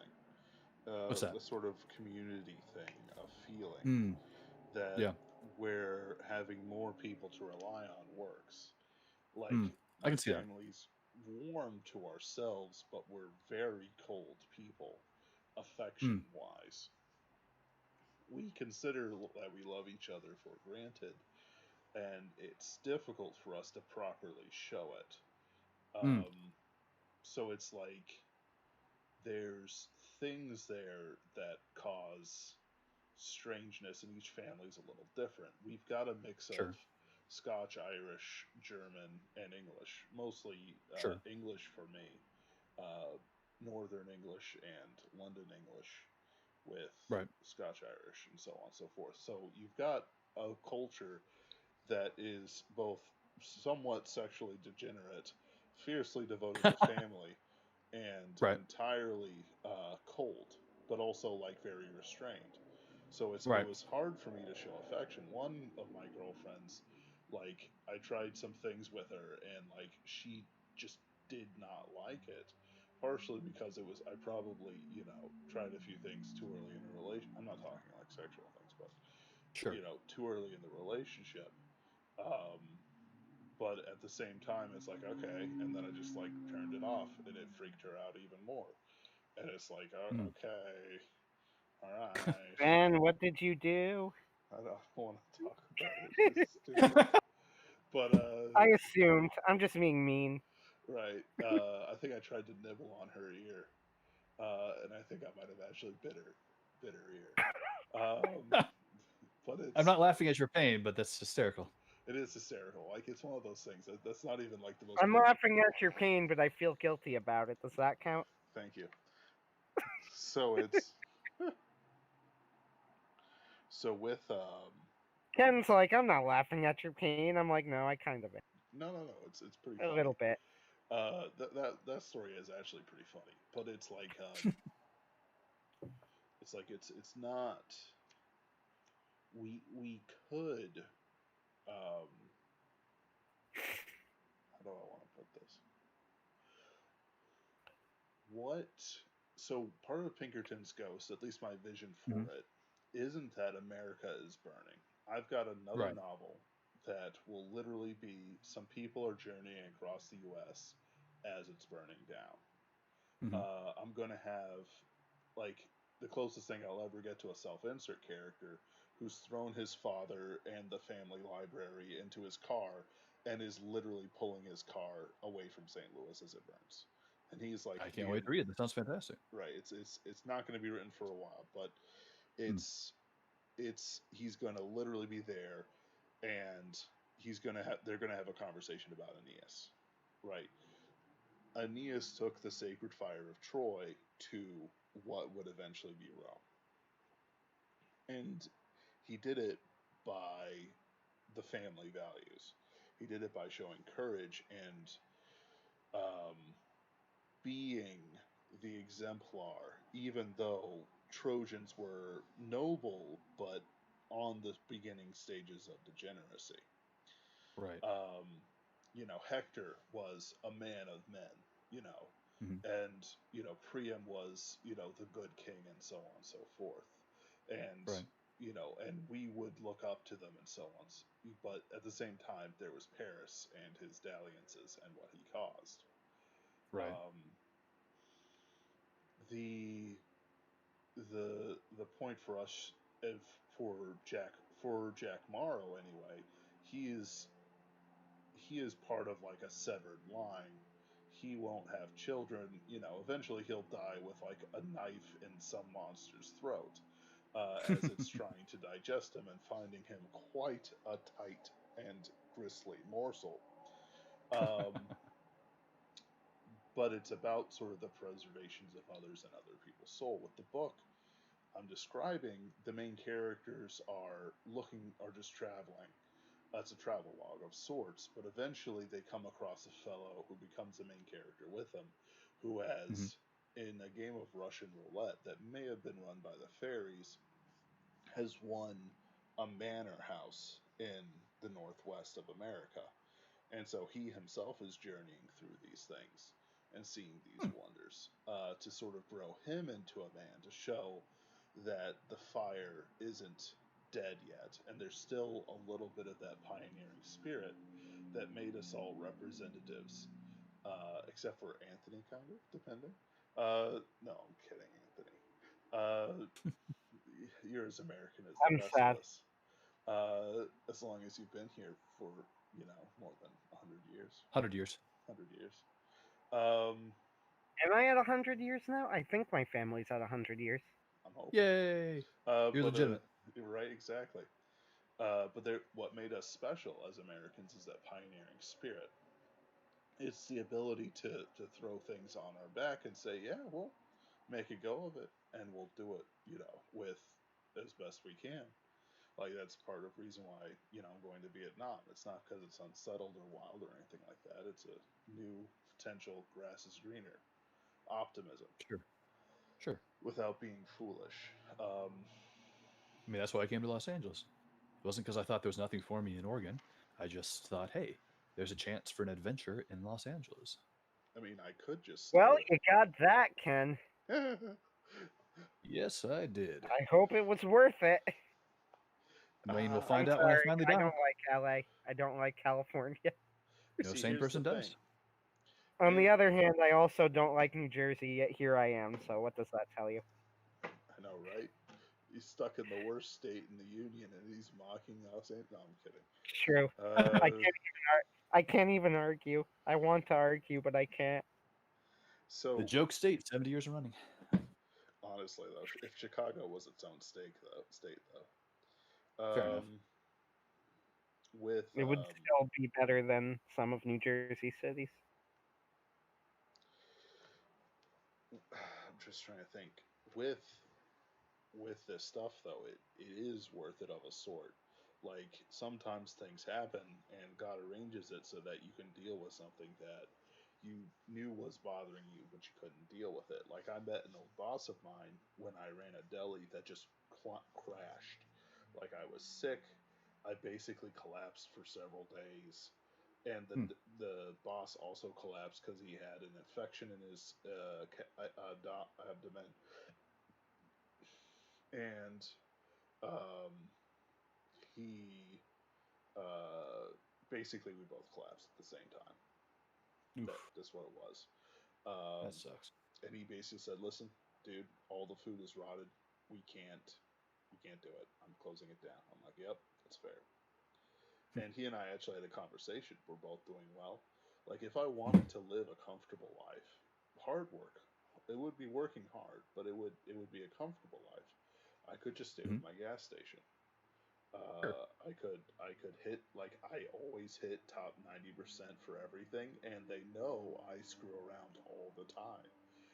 Right. Like, and I say ridiculous things to customers, and I'm Ben Wheeler to people. I could stay there. I could go far. Uh, you know, I got leadership. I got that mind that But is can that where God wants you to be? exactly. Is that what I'm capable of?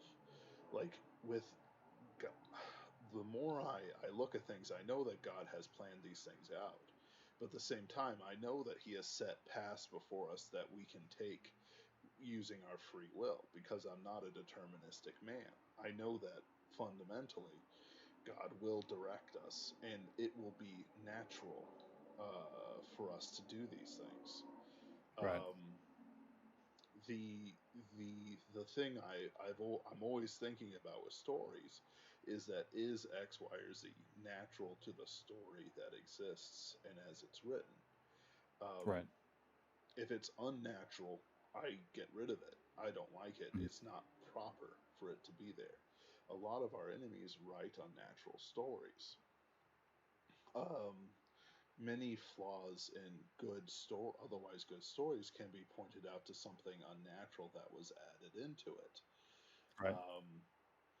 I mentioned earlier the thing with the weapon shop. It was unnatural for them to abandon the main timeline completely, even though it made sense using the rules, logic, and powers of the story. Right. Which is more important than anything else, because then you don't never break the suspension of disbelief. For our own lives, the things that we should choose should be the ones that are natural. If God Right. intends a man for the ministry, it will be natural for him to attend the ministry. Doesn't mean Right. that it won't be hard. It will be incredibly hard. One of my Sure. old pastors has this incredibly funny story about how he was washing down, like he was putting himself through Bible college, and he was Right. washing down semi trucks and with a hose, and it's Chicago and it's the middle of winter, and so he's like, Oof. okay, God, Ooh. this is like the worst thing ever. I don't know Right. what you're doing with me, but I dig it. I'm low, I'm humble. And then all of a sudden there's this barrel and it explodes, and Oh, it's full of ranch dressing. a It barrel was full of ranch dressing. it got frozen to the side of the truck, and just nobody cared enough to pull it out, Man. and like it exploded all over Ugh. him. And Ugh. so, like, because he was using hot water, like it Oh, was okay. hot water to de-ice and clean out the trucks. And Right. so basically he's standing there, covered in ranch dressing, and heaven's just laughing, because Right. it's a fundamentally hilarious situation. Sure. And he's like, oh, all right, there could be lower. I dig it. I gotcha. I'm down. Like he's just like, he is now even yet more humbled before God. Sure. Sure. And it doesn't invalidate anything that he had been doing. People mistake Right. misfortune or what God allows Right. for their lives and their existence. For Right. myself, my troubled childhood, I don't mistake that for myself, Right. at least anymore. You have to get over that idea. Right. But it's like pushing yourself on beyond it opens up everything else, because you realize you can write the story based on the prompts that God has given you. I Right. make sure that Christianity's in all my pieces because I know that God has given it to me to do so. I write because God has given it to me to do so. I believe part of the reason I have skill and a muse is because God intends me to do this. Even if Right. God were to take it away, I could still fumble it out using the skills I've developed Sure. beyond the natural order of things. Sure. But then again, I wouldn't be Ben if that would happen. I'd be quite different. Good night. Sure. But it's you know, it's interesting stuff because It's always entertaining figuring out yeah, who he could have been if God had chosen differently, yeah. But it's or if we had It's chosen not differently. it's something that I do not like thinking about. The many different directions that my life could have easily gone. Uh, I prefer to look at the opportunities that I have right now and mm-hmm. where I am right now. And honestly, I'm pretty happy with where I am at the moment. Uh, Not very much. this is not where I'm going to end up in the long term, but certainly on the right path. And this isn't something that I would have said, as recently as like what, a year, maybe a year and a half ago, Hmm. maybe even less than that. Hmm. So, but yeah, it makes me very uncomfortable to think to think about all of the because it's just in my head. It's all of the many mistakes that I've made, Hmm. and at the same time, it's like, and yet somehow I'm in a good place today. Yeah. Why? Well, the conclusion is is obvious to all of us, I assume, which Mhm. is God. Right. And that is my conclusion, of course, as well. Denying the Right. hand of God in my own life, to me, would just be, you know, it would be crazy. It would be ignorant. I would have to ignore, how my life ended up the way it was, both in good and bad ways. Right. Because the fact of the matter is that I have a lot of things going for me right now, and I deserve none of them. You know, I don't deserve any of the good things in my life, and yet I have them. And in a weird way, this is sort of a problem that I keep needing to I need to deal with. That you get all of this stuff that you don't deserve. So better be, you better remember that you're a child of God, Mhm. True. because all of this is because of him. It has nothing to do with you. It could be taken away at any time. Yep. And you know that you would deserve it too. You know that this is not, there would be nothing unfair about it. There would be nothing for me to complain about. So there's some pressure there. That's one of the reasons I really don't like thinking of, like, where could I be right now? I could be in a bad place right now, and not in the way that a lot of other people think of it, not in a Hollywood way, if that makes sense. Right. I wouldn't be on drugs, I wouldn't be homeless, I wouldn't be anything like that.